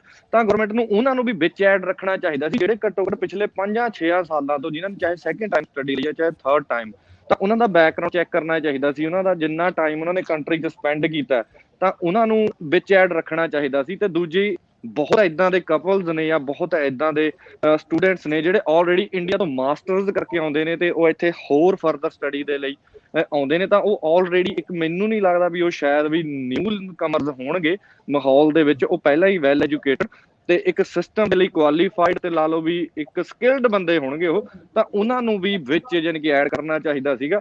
ਤੇ ਬੜੇ ਹੀ ਸਟੂਡੈਂਟ ਏਦਾਂ ਦੇ ਰਹਿ ਗਏ ਵੀ ਜਿਹੜੇ ਇਸ ਟਾਈਮ ਜਿਹੜੇ ਵੀ ਫਰੰਟ ਫੈਕਟ ਦੇ, ਜਿਵੇਂ ਜੀ ਨੇ ਦੱਸਿਆ ਵੀ ਇਸ ਟਾਈਮ ਉਹਨਾਂ ਨੇ ਇੱਕ ਕੋਵਿਡ ਕਾਲ ਦੇ ਵਿੱਚ ਕੰਟਰੀ ਨੂੰ ਰਨ ਕੀਤਾ, ਤਾਂ ਉਹਨਾਂ ਸਾਰਿਆਂ ਦੇ ਵਰਕ ਨੂੰ, ਉਹਨਾਂ ਦੇ ਕੰਟਰੀਬਿਊਸ਼ਨ ਨੂੰ ਦੇਖ ਕੇ ਉਹਨਾਂ ਨੂੰ ਵੀ ਜਿਹੜੇ ਰਹੇ ਉਹ ਥੋੜੇ ਜਿਹੇ ਜ਼ਰੂਰ ਐਡ ਕਰਨੇ ਚਾਹੀਦੇ ਸੀਗੇ ਗਵਰਨਮੈਂਟ ਨੂੰ। ਤਾਂ ਠੀਕ ਹੈ ਜੀ, ਅੱਜ ਜਦੋਂ ਅਸੀਂ ਹੁਣ ਆਪਾਂ ਸਾਰੇ ਜਿੰਨੇ ਵੀ 1,65,000 ਅੱਜ ਐਲੀਜੀਬਲ ਹੋਏ ਨੇ, ਤਾਂ ਇਹ ਵਿਦਆਊਟ ਹੋਪ ਨੇ। ਉਹਨਾਂ ਦੇ ਲਈ ਇੱਕ ਗਿਫਟ ਜਾਂ ਲਾ ਲਓ ਵੀ ਚਮਤਕਾਰ ਜਾਂ ਸਮੇਂ ਦੀ ਸਰਕਾਰ ਜਾਂ ਉਹਦੇ ਲਈ ਇੱਕ ਵਧੀਆ ਫੈਸਲਾ ਸੀ, ਕਿਉਂਕਿ ਪਹਿਲਾਂ ਉਮੀਦ ਨਹੀਂ ਸੀ। ਜਦੋਂ ਉਸ ਦਿਨ ਰਾਤ ਨੂੰ ਖਬਰ ਆਉਂਦੀ ਹੈ ਤਾਂ ਉਦੋਂ ਇਹੀ ਸੀਗਾ ਵੀ ਸ਼ਾਇਦ EOIs ਖੁੱਲ ਜਾਣਗੀਆਂ ਜਾਂ ਪੁਆਇੰਟਸ ਘੱਟ ਕਰ ਦੇਣਗੇ ਜਾਂ ਬੈਂਡ ਰਿਕੁਆਇਰਮੈਂਟ ਜਾਂ ਕੁਝ ਏਦਾਂ ਦੇ ਚੇਂਜਸ ਸੀਗੇ, ਪਰ ਏਦਾਂ ਦਾ ਵੀ ਏਦਾਂ ਦੇ ਸੌਖੇ ਰੂਲ ਹੋਣਗੇ ਇਹਦੀ ਸਾਨੂੰ ਹੋਪ ਨਹੀਂ ਸੀ। ਇਸ ਕਰਕੇ ਅੱਜ ਉਹਨਾਂ ਕੋਲ ਸਾਰਿਆਂ ਕੋਲ ਹੋਪ ਹੈਗੀ ਆ। ਇੱਕ ਗਵਰਨਮੈਂਟ ਨੇ ਜੋ ਡਿਸੀਜਨ ਲੱਤਾ ਤਾਂ ਆਪਾਂ ਉਹਦੇ 'ਚ ਸੁਧਾਰ ਵੀ ਕਰਾ ਸਕਦੇ ਹਾਂ। ਜੋ ਪਹਿਲਾਂ ਜਿਨ੍ਹਾਂ ਨੇ ਸਾਰਿਆਂ ਨੇ ਆਵਾਜ਼ ਚੱਕੀ ਆ ਜਾਂ ਸਾਥ ਦਿੱਤਾ ਮਾਈਗ੍ਰੈਂਟਸ ਦਾ, ਉਹ ਸਾਰੇ ਮਿਲ ਕੇ ਇਸ ਕੰਮ ਨੂੰ ਅੱਗੇ ਕੰਟੀਨਿਊ ਰੱਖ ਕੇ ਆਪਾਂ ਉਹਨਾਂ ਨੂੰ ਵੀ ਵਿੱਚ ਐਡ ਕਰਵਾ ਸਕਦੇ ਹਾਂ, ਕਿਉਂਕਿ ਇੱਕ ਵੱਡੀ ਗੱਲ ਹੋ ਚੁੱਕੀ ਆ। ਤਾਂ ਉਹਨਾਂ ਨੂੰ ਵੀ ਐਡ ਕਰਾਉਣ ਲਈ ਹਰ ਜੋ ਵੀ ਸੰਭਵ ਕੋਸ਼ਿਸ਼ ਹੈ ਜੋ ਕਰਨੀ ਚਾਹੀਦੀ ਆ। ਤਾਂ ਫਿਊਚਰ ਪਲਾਨ ਬਾਈ ਅਵਤਾਰ ਜਿਨ੍ਹਾਂ ਨੇ ਕਿਹਾ, ਤਾਂ ਹਰ ਇੱਕ ਸਟੂਡੈਂਟ ਦਾ ਜੋ ਆਪਾਂ ਚੱਲ ਕੇ ਆਉਂਦੇ ਆ, ਤਾਂ ਸ਼ਾਇਦ ਉਹ, ਮੈਨੂੰ ਨਹੀਂ ਲੱਗਦਾ ਇੱਥੇ ਆ ਕੇ ਰੁਕਦੇ ਆ, ਉਹ ਕੰਟੀਨਿਊ ਗਰੋ ਕਰ ਰਹੇ ਹੁੰਦੇ ਆ। ਚਾਹੇ ਉਹ ਫਾਈਨੈਂਸ਼ੀਅਲੀ ਆਪਣੇ ਆਪ ਨੂੰ ਸਟਰੋਂਗ ਕਰ ਰਹੇ ਹੋਣ ਜਾਂ ਥੋੜਾ ਜਿਹਾ ਨਾ, ਇੱਕ ਜਦੋਂ PR ਨਹੀਂ ਹੁੰਦੀ ਜੀ, ਇੱਕ ਦਾਇਰਾ ਬੰਨਿਆ ਹੁੰਦਾ। ਤਾਂ ਮੈਂ ਅੱਜ ਜਿਵੇਂ ਤੁਸੀਂ ਮੈਨੂੰ ਪੁੱਛਿਆ, ਤਾਂ ਮੈਨੂੰ ਵੀ ਲੱਗਦਾ ਸੀ ਸ਼ਾਇਦ ਮੇਰੇ ਕਿੰਨੇ ਐਫਰਟ ਇਸ ਕਰਕੇ ਰੁਕੇ ਸੀਗੇ ਵੀ ਸ਼ਾਇਦ ਮੇਰੇ ਕੋਲ ਇੱਕ ਪਰਮਾਨੈਂਟ ਰੈਜ਼ੀਡੈਂਸੀ ਨਹੀਂ ਹੈਗੀ ਇੱਥੇ। ਤਾਂ ਉਹ ਅੱਜ ਮੇਰਾ ਦਾਇਰਾ ਥੋੜਾ ਜਿਹਾ ਹੋਰ ਖੁੱਲ੍ਹਾ, ਤਾਂ ਮੈਂ ਆਪਣੇ ਆਪ ਨੂੰ ਹੋਰ ਸਪਰੈਡ, ਆਪਣੇ ਜੋ ਮੇਰੇ ਅਗਲੇ ਉਹ ਹੋਣਗੇ ਸਟੈਪ ਹੋਣਗੇ, ਤਾਂ ਮੈਂ ਉਹਨਾਂ ਨੂੰ ਹੋਰ ਸੱਜੇ ਢੰਗ ਨਾਲ ਜਾਂ ਸਟਰੋਂਗ ਤਰੀਕੇ ਨਾਲ ਪੱਟ ਸਕੂੰਗਾ ਇਸ ਦੇ ਵਿੱਚ। ਤਾਂ ਫਿਊਚਰ ਦੇ ਵਿੱਚ ਜਿਵੇਂ ਅਵਤਾਰ ਭਾਈ ਨੇ ਦੱਸਿਆ ਵੀ ਵੈਸਟ ਯਾਨੀ ਕਿ ਉਹਨਾਂ ਦੀ ਸਲਾਹ ਵੀ ਅਕਸਰ ਹੁੰਦੀ ਹੈ, ਮੈਂ ਉਹਨਾਂ ਨੂੰ ਸੁਣਦਾ ਵੀ ਹਾਂ ਇੱਕ ਯਾਨੀ ਕਿ ਵਧੀਆ ਡਿਸੀਜਨ ਹੁੰਦਾ ਜਦੋਂ ਪੱਕੇ ਹੋਣ ਤੋਂ ਪਹਿਲਾਂ ਆਪਾਂ ਪ੍ਰਾਪਰਟੀ 'ਚ ਇਨਵੈਸਟ ਕਰਦੇ ਹਾਂ। ਤਾਂ ਉਹਦੇ ਨਾਲ ਵੀ ਤੁਸੀਂ ਆਪਣਾ ਵੀ ਕੁਝ ਕਲੈਕਟ ਕਰੀ ਜਾਂਦੇ ਹੋ, ਕਿਉਂਕਿ ਰੈਂਟ ਸੱਚੀ ਗੱਲ ਆ ਉਹ ਵਾਪਸ ਨਹੀਂ ਆਉਂਦਾ, ਉਹ ਤੁਸੀਂ ਕਿਸੇ ਨੂੰ ਦੇ ਰਹੇ ਹੋ ਬਸ। ਤਾਂ ਫਰਦਰ ਸਟੈਪ ਇਹੀ ਹੈ ਜੀ, ਆਪਣੇ ਆਪ ਨੂੰ ਮੈਂਟਲੀ, ਫਿਜ਼ੀਕਲੀ ਤੇ ਫਾਈਨੈਂਸ਼ੀਅਲੀ ਹੋਰ ਗਰੋ ਕਰਾਂਗੇ, ਸਟਰੋਂਗ ਕਰਾਂਗੇ। ਤੇ ਜਿਵੇਂ ਅੱਜ ਤੁਹਾਨੂੰ ਦੇਖ ਰਹੇ ਹਾਂ, ਸਿੱਖ ਰਹੇ ਹਾਂ, ਤੁਹਾਡੇ ਨਾਲ ਜੁੜੇ ਆ, ਤਾਂ ਆਪਣੀ ਕਮਿਊਨਿਟੀ ਦੇ ਲਈ ਕੰਮ ਕਰਦੇ ਰਹਾਂਗੇ ਜੀ। ਬਹੁਤ ਵਧੀਆ, ਚੜ੍ਹਦੀ ਕਲਾ 'ਚ ਰਹੋ। ਅਮਨ, ਤੁਹਾਡੇ ਕੀ ਪਲਾਨ ਨੇ? ਨੈਚੁਰਲੀ ਤੁਸੀਂ ਵੀ ਉਸ ਕੈਟੇਗਰੀ ਦੇ ਵਿੱਚ ਆਉਂਦੇ ਜਿੱਥੇ ਕਿ ਹੁਣ ਆਪਾਂ ਕਹਿ ਸਕਦੇ ਹਾਂ ਕਿ ਭਵਿੱਖ ਦੇ ਵਿੱਚ ਸਭ ਕੁਝ ਖਾਵਾ ਰਿਹਾ ਤੇ ਤੁਸੀਂ ਇਸ ਮੁਲਕ ਦੇ ਵਿਸ਼ੇ ਦੇ ਬਣੋਗੇ, ਜਿੱਥੇ ਕਿ ਨੈਚੁਰਲੀ ਆਪਣੀ ਆਵਾਜ਼ ਦਾ ਤੁਹਾਡਾ ਜਾਦੂ, ਜਿਹੜੇ ਨਹੀਂ ਜਾਣਦੇ, ਅਮਨ ਬਹੁਤ ਵਧੀਆ ਕੋਮੈਂਟੇਟਰ ਵੀ ਹੈ ਤੇ ਕਬੱਡੀ ਦੇ ਵਿੱਚ ਤਰਥੱਲੀ ਮਚਾ ਦਿੰਦਾ ਹੈ। ਸੋ ਮੈਨੂੰ ਬੜਾ ਮਾਣ ਮਹਿਸੂਸ ਹੁੰਦਾ ਹੈ ਕਿ ਮੇਰਾ ਹਮਨਾਮੀਆਂ ਬਹੁਤ ਵਧੀਆ ਕਬੱਡੀ ਦੇ ਵਿੱਚ ਜਿਹੜੀ ਆਪਣੀ ਕਾਰਗੁਜ਼ਾਰੀ ਸਦਾ ਰੱਖਦਾ, ਵਧੀਆ ਸੁਚੱਜੇ ਢੰਗ ਦੇ ਨਾਲ। ਹੋਰ ਕੀ ਪਲਾਨ? ਥੈਂਕ ਯੂ ਪਹਿਲਾਂ ਦਾ ਨਵਤੇਜ ਵੀਰੇ, ਤੁਹਾਡਾ ਬਹੁਤ ਬਹੁਤ ਧੰਨਵਾਦ। ਮੈਂ ਕਹਿੰਦਾ ਵੀ ਸਭ ਤੋਂ ਵੱਡਾ, ਮੈਂ ਨਿਊਜ਼ੀਲੈਂਡ 'ਚ ਚਲੋ ਇੱਕ ਗਿਫਟ ਆਇਆ ਜਾਂ ਕੋਈ ਚਮਤਕਾਰ ਹੋਇਆ ਇੱਕ ਮਾਈਗ੍ਰੈਂਟਸ ਲਈ, ਮੈਂ ਉਹਦੇ ਲਈ ਐਲੀਜੀਬਲ ਹੋਇਆ। ਸ਼ਾਇਦ ਮੈਨੂੰ ਉਹ ਦਿਨ ਇੰਨਾ, ਇਹ ਦਿਨ ਮੇਰੇ ਲਈ ਖਾਸ ਸੀ, ਪਰ ਉਸ ਤੋਂ ਵੱਡਾ ਮੇਰੇ ਲਈ ਉਹ ਦਿਨ ਖਾਸ ਬਣਿਆ ਸੀ ਜਿਸ ਦਿਨ ਮੈਂ ਆ ਕੇ ਇੱਥੇ ਨਿਊਜ਼ੀਲੈਂਡ 'ਚ ਆ ਕੇ ਆਪਦੀ ਕਮੈਂਟਰੀ ਸਟਾਰਟ ਕੀਤੀ ਅਤੇ ਮੈਨੂੰ ਇੰਨਾ ਪਿਆਰ ਮਿਲਿਆ ਮੇਰੀ ਕਮਿਊਨਿਟੀ ਤੋਂ, ਮੈਨੂੰ ਇੰਨੇ ਲੋਕਾਂ ਨੇ ਚਾਹਿਆ, ਲੋਕਾਂ ਨੇ ਪਿਆਰ ਦਿੱਤਾ। ਜਿਹੜੇ ਫਿਊਚਰ ਪਲਾਨ ਨੂੰ ਲੈ ਕੇ ਵੀ, ਹਾਂ ਫਿਊਚਰ ਜਿੱਦਾਂ ਰਾਣਾ ਭਾਜੀ ਨੇ ਦੱਸਿਆ, ਤੁਸੀਂ ਆਪਣੇ ਆਪ ਨੂੰ, ਤੁਹਾਨੂੰ ਇੱਕ ਕੌਨਫੀਡੈਂਸ ਆ ਜਾਂਦਾ ਤੁਹਾਡੇ 'ਚ ਕਿ ਹਾਂ ਅਸੀਂ ਕੁਛ ਕਰ ਸਕਦੇ ਹਾਂ, ਜਿਹਦੇ ਨਾਲ ਆਪਣੀ ਕੰਟਰੀ ਦੀ ਇਕੋਨਮੀ ਲਈ ਵੀ ਆਪਾਂ ਵਰਕ ਕਰ ਸਕਦੇ ਹਾਂ, ਆਪਾਂ ਆਪਣੀ ਕਮਿਊਨਿਟੀ ਲਈ ਵੀ ਕੰਮ ਕਰ ਸਕਦੇ ਹਾਂ। ਇੱਥੋਂ ਤੱਕ ਕਿ ਜਿੱਦਾਂ ਆਪਾਂ ਆਪਣੀ ਖੁਦ ਦੀ ਜਿਹੜੀ ਆਪਣੀ ਬਰਥ ਕੰਟਰੀ ਹੈ, ਜਿੱਥੋਂ ਆਪਾਂ ਆਏ ਹਾਂ, ਜਿੱਥੇ ਆਪਣੇ ਆਪਣੇ ਆਪ ਦੇ ਰਹਿੰਦੇ ਆ, ਜਿਹੜੀ ਆਪਣੀ ਧਰਤੀ ਆਪਣੀ ਮਿੱਟੀ, ਆਪਾਂ ਉਹਦੇ ਲਈ ਵੀ ਕੁਝ ਸੋਚ ਸਕਦੇ ਹਾਂ। ਕਿਉਂਕਿ ਕਈ ਵਾਰ ਇਦਾਂ ਆਪਾਂ ਨੂੰ ਲੱਗਦਾ ਹੁੰਦਾ ਵੀ ਨਹੀਂ ਯਾਰ ਅਜੇ ਮੈਂ ਆਪਣਾ ਕੁਝ ਸੈਟਿੰਗ ਕਰਨੀ ਆ, ਮੈਂ ਆਪਣਾ ਕੁਝ ਦੇਖਣਾ। ਕਿਉਂਕਿ ਜਦੋਂ ਆਪਣੇ ਕੋਲੇ ਆਪਣੇ ਪਲਾਨਸ ਆ ਜਾਂਦੇ ਆ, ਜਦੋਂ ਆਪਣੇ ਕੋਲੇ ਇੱਕ ਆਪਣਾ ਪਲੇਟਫਾਰਮ ਸੈੱਟ ਹੋ ਜਾਂਦਾ ਕਿ ਹਾਂ ਯਾਰ ਅੱਜ ਮੇਰੇ ਕੋਲ ਇਹ ਚੀਜ਼ ਹੈਗੀ ਆ, ਦੈਨ ਹੀ ਆਪਾਂ ਕੁਝ ਹੋਰ ਚੀਜ਼ ਬਾਰੇ ਸੋਚ ਸਕਦੇ ਹਾਂ, ਆਪਾਂ ਆਪਦੀਆਂ ਨਿਊ ਸਕਿੱਲਸ ਡਿਵੈਲਪ ਕਰ ਸਕਦੇ ਹਾਂ ਵੀ ਹਾਂ ਅੱਜ ਮੈਂ ਆਹ ਚੀਜ਼ ਵੀ ਆਪਣੇ ਆਪ 'ਚ ਲਿਆ ਕੇ ਕਰ ਸਕਦਾ, ਜਾਂ ਮੈਂ ਆਪਣੇ ਰਿਸ਼ਤੇਦਾਰਾਂ ਲਈ, ਆਪਣੇ ਦੋਸਤਾਂ ਲਈ ਉਹਨਾਂ ਨੂੰ ਕੋਈ ਨਾ ਕੋਈ ਮੋਟੀਵੇਸ਼ਨ ਦੇ ਕੇ, ਕੋਈ ਨਾ ਕੋਈ ਐਪਰੀਸ਼ੀਏਟ ਹੋ ਕੇ ਮੇਰੇ ਤੋਂ, ਸ਼ਾਇਦ ਉਹ ਵੀ ਕੋਈ ਚੰਗਾ ਕੰਮ ਕਰ ਸਕਦੇ ਆ। ਸੈਕਿੰਡ ਚੀਜ਼ ਜਿਹੜੀ ਗੱਲ ਸਭ ਤੋਂ ਜ਼ਿਆਦਾ ਡਿਸਕਸ ਹੋ ਰਹੀ ਹੈ ਵੀ ਜਿਹੜੇ ਸਟੂਡੈਂਟ ਨਹੀਂ ਆਏ, ਜਿਹੜੇ ਮਾਈਗ੍ਰੈਂਟਸ ਨਹੀਂ ਆਏ, ਬਹੁਤ ਅਫਸੋਸ ਆ ਉਹਨਾਂ ਦਾ ਲੈ ਕੇ। ਪਰ ਮੈਂ ਚਾਹੁੰਦਾ ਵੀ ਜਿਹੜੀਆਂ ਇੱਦਾਂ ਦੀਆਂ ਡਿਸਕਸ਼ਨਸ ਹੁੰਦੀਆਂ, ਜਿਹੜੇ ਵੀ ਆਪਾਂ ਪ੍ਰੋਗਰਾਮ ਕਰਦੇ ਹਾਂ, ਮੈਂ ਚਾਹੁੰਦਾ ਵੀ ਆਪਾਂ ਉਹ ਚੀਜ਼ਾਂ ਡਿਸਕਸ ਆਪਾਂ ਨੂੰ ਕਰਨੀਆਂ ਚਾਹੀਦੀਆਂ ਕਿ ਉਹਨਾਂ ਨੂੰ ਆਪਾਂ ਐਲੀਜੀਬਲ ਕਿੱਦਾਂ ਕਰ ਸਕਦੇ ਹਾਂ, ਆਪਾਂ ਉਹਨਾਂ ਲਈ ਕਿੱਦਾਂ ਰਾਹ ਖੋਲ ਸਕਦੇ ਹਾਂ, ਆਪਾਂ ਨੂੰ ਕੀ ਚੀਜ਼ ਕਰਨੀ ਪਊਗੀ। ਕਿਉਂਕਿ ਜੋ ਐਲੀਜੀਬਲ ਹੋ ਗਏ ਆ, ਮੈਂ ਕਹਿੰਦਾ ਵੀ ਉਹਨਾਂ ਸਾਰਿਆਂ ਨੂੰ ਇਕੱਠੇ ਹੋ ਕੇ ਹੰਭਲਾ ਮਾਰਨਾ ਚਾਹੀਦਾ ਕਿ ਜੋ ਨਹੀਂ ਹੋਏ ਆਪਾਂ ਉਹਨਾਂ ਨੂੰ ਵੀ ਕਿਸੇ ਨਾ ਕਿਸੇ ਢੰਗ ਨਾਲ ਕਰਵਾ ਸਕੀਏ। ਡਜ਼ਨਟ ਮੈਟਰ ਕਿ ਹਾਂ ਕੱਲ ਨੂੰ ਹੀ ਰੂਲ ਆ ਜਾਊਗਾ। ਦੂਸਰੀ ਚੀਜ਼ ਜਿਹੜੀ ਮੈਂ ਇੱਕ ਆਪਦੇ 'ਚ ਸੋਚਦਾ ਵਾਂ ਵੀ ਕਈ ਮੇਰੇ ਵੀ ਦੋਸਤ ਫਰੈਂਡਸ ਨੇ ਜਿਨ੍ਹਾਂ ਨੇ ਸਟੱਡੀ ਲਈ ਆ, ਮੈਂ ਇੱਥੇ ਹੈਲਥ ਕੇਅਰ 'ਚ ਆਇਆ, ਮੈਨੂੰ ਦੇਖ ਕੇ ਹੈਲਥ ਕੇਅਰ ਦੀ ਸਟੱਡੀ ਚੂਜ਼ ਕੀਤੀ ਆ, ਤੇ ਮੈਂ ਨਹੀਂ ਚਾਹੁੰਦਾ ਹੈਗਾ ਵੀ ਉਹਨਾਂ ਨੂੰ ਜੇ ਉਹਨਾਂ ਨੂੰ ਰੈਜ਼ੀਡੈਂਸੀ 'ਚ ਨਹੀਂ ਆਏ ਇਸ ਵੀਜ਼ੇ 'ਚ ਤਾਂ ਕਿ ਉਹਨਾਂ ਦਾ ਨੁਕਸਾਨ ਹੋ ਗਿਆ। ਉਹਨਾਂ ਨੇ ਇੱਕ ਬੈਟਰ ਓਪਰਚੁਨਿਟੀ ਚੂਜ਼ ਕੀਤੀ ਆ, ਉਹਨਾਂ ਨੇ ਇੱਕ ਆਪਣੇ ਸਕਿੱਲਸ ਨੂੰ ਬੜਾਵਾ ਦਿੱਤਾ, ਉਹ ਨੀਚੇ ਨਹੀਂ ਗਏ। ਡਜ਼ਨਟ ਮੈਟਰ ਉਹ ਇੱਥੇ 10 ਸਾਲ ਤੋਂ ਆ, ਡਜ਼ਨਟ ਮੈਟਰ ਉਹ 11 ਸਾਲ ਤੋਂ ਆ, ਬਟ ਉਹਨਾਂ 'ਚ ਇੱਕ ਹੋਰ ਸਕਿੱਲ ਆ ਗਈ ਆ, ਉਹਨਾਂ ਨੇ ਇੱਕ ਨਿਊ ਚੀਜ਼ ਸਿੱਖਣੀ ਟਰਾਈ ਕਰ ਰਹੀ ਆ, ਤੇ ਜਿਹੜੀ ਚੀਜ਼ ਦੇ ਵਿੱਚ ਉਹਨਾਂ ਦਾ ਅੱਗੇ ਵੀ ਫਿਊਚਰ ਬ੍ਰਾਈਟ ਆ। ਇਹ ਨਹੀਂ ਹੈਗਾ ਵੀ ਉਹਨਾਂ ਦਾ ਉੱਥੇ ਫਿਊਚਰ ਖਰਾਬ ਹੋ ਜਾਣਾ, ਉਹ ਵੀ ਇੱਕ ਉਹਨਾਂ ਦੀ ਇੱਕ ਨਵੀਂ ਸਕਿੱਲ ਆਈ ਆ, ਉਹ ਵੀ ਚੀਜ਼ ਨਾਲ ਉਹਨਾਂ ਨੇ ਐਸੈਂਸ਼ੀਅਲੀ ਕੰਮ ਕਰਨ ਲੱਗ ਗਏ ਇਸ ਕੰਟਰੀ ਦੇ ਲਈ, ਇਸ ਕੰਟਰੀ ਨੂੰ ਡਿਵੈਲਪ ਕਰਨ ਦੇ ਲਈ ਆਪਣਾ ਯੋਗਦਾਨ ਉਹਨਾਂ ਨੇ ਹੋਰ ਵਧਾ ਦਿੱਤਾ ਵਾ। ਤੇ ਇਸ ਦੇ ਨਾਲ ਇਹ ਹੋ ਸਕਦਾ ਵੀ ਹਾਂ ਉਹਨਾਂ ਨੂੰ ਕੱਲ ਨੂੰ ਹੋਰ ਵੀ ਬੈਟਰ ਆਪਸ਼ਨ ਮਿਲ ਸਕਦੇ ਆ, ਜਿਹੜੇ ਆਪਾਂ ਕਹਿੰਦੇ ਵੀ ਆਪਾਂ ਨੂੰ ਅੱਜ ਮਿਲ ਗਏ, ਆਪਾਂ ਆਸ ਕਰਦੇ ਹਾਂ ਵੀ ਉਹਨੂੰ ਹੋਰ ਵੀ ਵਧੀਆ ਆਪਸ਼ਨਸ ਮਿਲਣ ਜਿਨ੍ਹਾਂ ਨੇ ਹੋਰ ਕੀਤਾ ਹੋਇਆ। ਥੈਂਕ ਚੱਟਾ ਯੂ ਜੀ। ਸਾਹਿਬ ਮੈਂ ਥੈਂਕ ਯੂ ਅਮਨ। ਚੱਟਾ ਸਾਹਿਬ ਜਿੱਥੇ ਤੁਸੀਂ ਦੇਖ ਰਹੇ ਹੋ ਕਿ ਨੈਚੁਰਲੀ ਇਸ ਸਾਰੇ ਦੇ ਵਿੱਚ ਕੈਟਾਗਰੀਜ਼ ਜਿਹੜੇ ਕੁਆਲੀਫਾਈਡ ਨੇ ਉਹਨਾਂ ਦੇ ਅਰਮਾਨ ਤੁਸੀਂ ਸੁਣੇ, ਕੀ ਤਵੱਕੋ ਰੱਖਦੇ ਹੋ ਭਾਈਚਾਰੇ ਤੋਂ, ਕਮਿਊਨਿਟੀ ਤੋਂ, ਕੀ ਚਾਹੁੰਦੇ ਹੋ ਤੁਸੀਂ ਕਿ ਉਹ ਤੁਹਾਡੇ ਲਈ ਜਿਹੜਾ ਕੀ ਕਰਨ ਉਹਨਾਂ ਦੇ ਪੱਖੋਂ, ਕਿਉਂਕਿ ਤੁਹਾਡੀ ਤਾਂ ਹਜੇ ਜਦੋਜਹਿਦ ਚੱਲਣੀ ਆ, ਤੁਸੀਂ ਤਾਂ ਹਜੇ ਆਪਣੀ ਜਿਹੜੀ ਸਟਰਗਲ ਵਿੱਢੀ ਆ।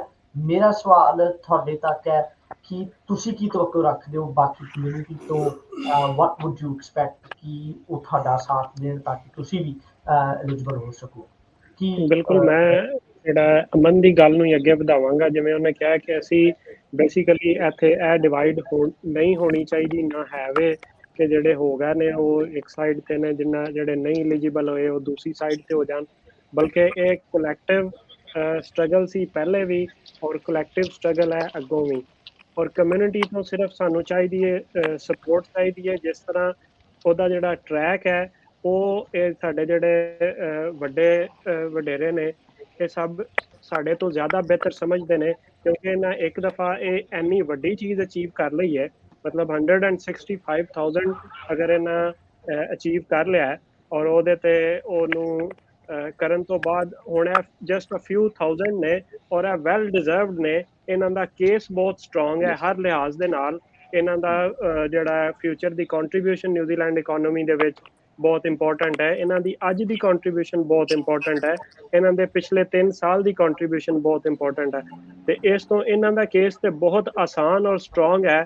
ਇਹ ਸਿਰਫ ਔਰ ਸਿਰਫ ਸਾਨੂੰ ਅਗਰ ਸਾਡੀ ਜਿਹੜੇ ਕਮਿਊਨਿਟੀ ਆਰਗੇਨਾਈਜੇਸ਼ਨਸ ਨੇ, ਜਿਹੜੇ ਲੋਕ ਆਲਰੇਡੀ ਜਿੰਨਾ ਇੱਥੋਂ ਤੱਕ ਇਸ ਚੀਜ਼ ਨੂੰ ਲੈ ਕੇ ਆ ਗਏ ਨੇ, ਉਹਨਾਂ ਵਾਸਤੇ ਸਿਰਫ ਇੱਕ ਛੋਟੇ ਜਿਹੇ ਹੋਰ ਧੱਕੇ ਦੀ ਮਾਰ ਹੈ ਤੇ ਇਹ ਅਚੀਵ ਹੋ ਸਕਦਾ। ਇਹਦੇ 'ਚ ਕੋਈ ਮੁਸ਼ਕਿਲ ਚੀਜ਼ ਨਹੀਂ ਹੈ ਔਰ ਇਹਦੇ 'ਚ ਕੋਈ ਲੰਬੀ ਚੀਜ਼ ਕਰਨ ਦੀ ਜ਼ਰੂਰਤ ਨਹੀਂ। ਸਾਡੀ ਅਸੀਂ ਬੜਾ ਕਲੀਅਰਲੀ ਉਹਨੂੰ ਸਟੱਡੀ ਕਰਨ ਤੋਂ ਬਾਅਦ ਜਿਸ ਪੁਆਇੰਟ ਤੇ ਪਹੁੰਚੇ ਹਾਂ, ਉਹ ਸਿਰਫ 2-3 ਪੁਆਇੰਟ ਨੇ ਜਿਹੜੇ ਇਹਦੇ ਵਿੱਚ ਅਗਰ ਚੇਂਜ ਹੋ ਜਾਣ ਤੇ ਤਕਰੀਬਨ 99% ਲੋਕ ਜਿਹੜਾ ਉਹਦੇ ਇਨਕਲੂਸਿਵਲੀ ਉਹਦਾ ਹਿੱਸਾ ਬਣ ਜਾਂਦੇ।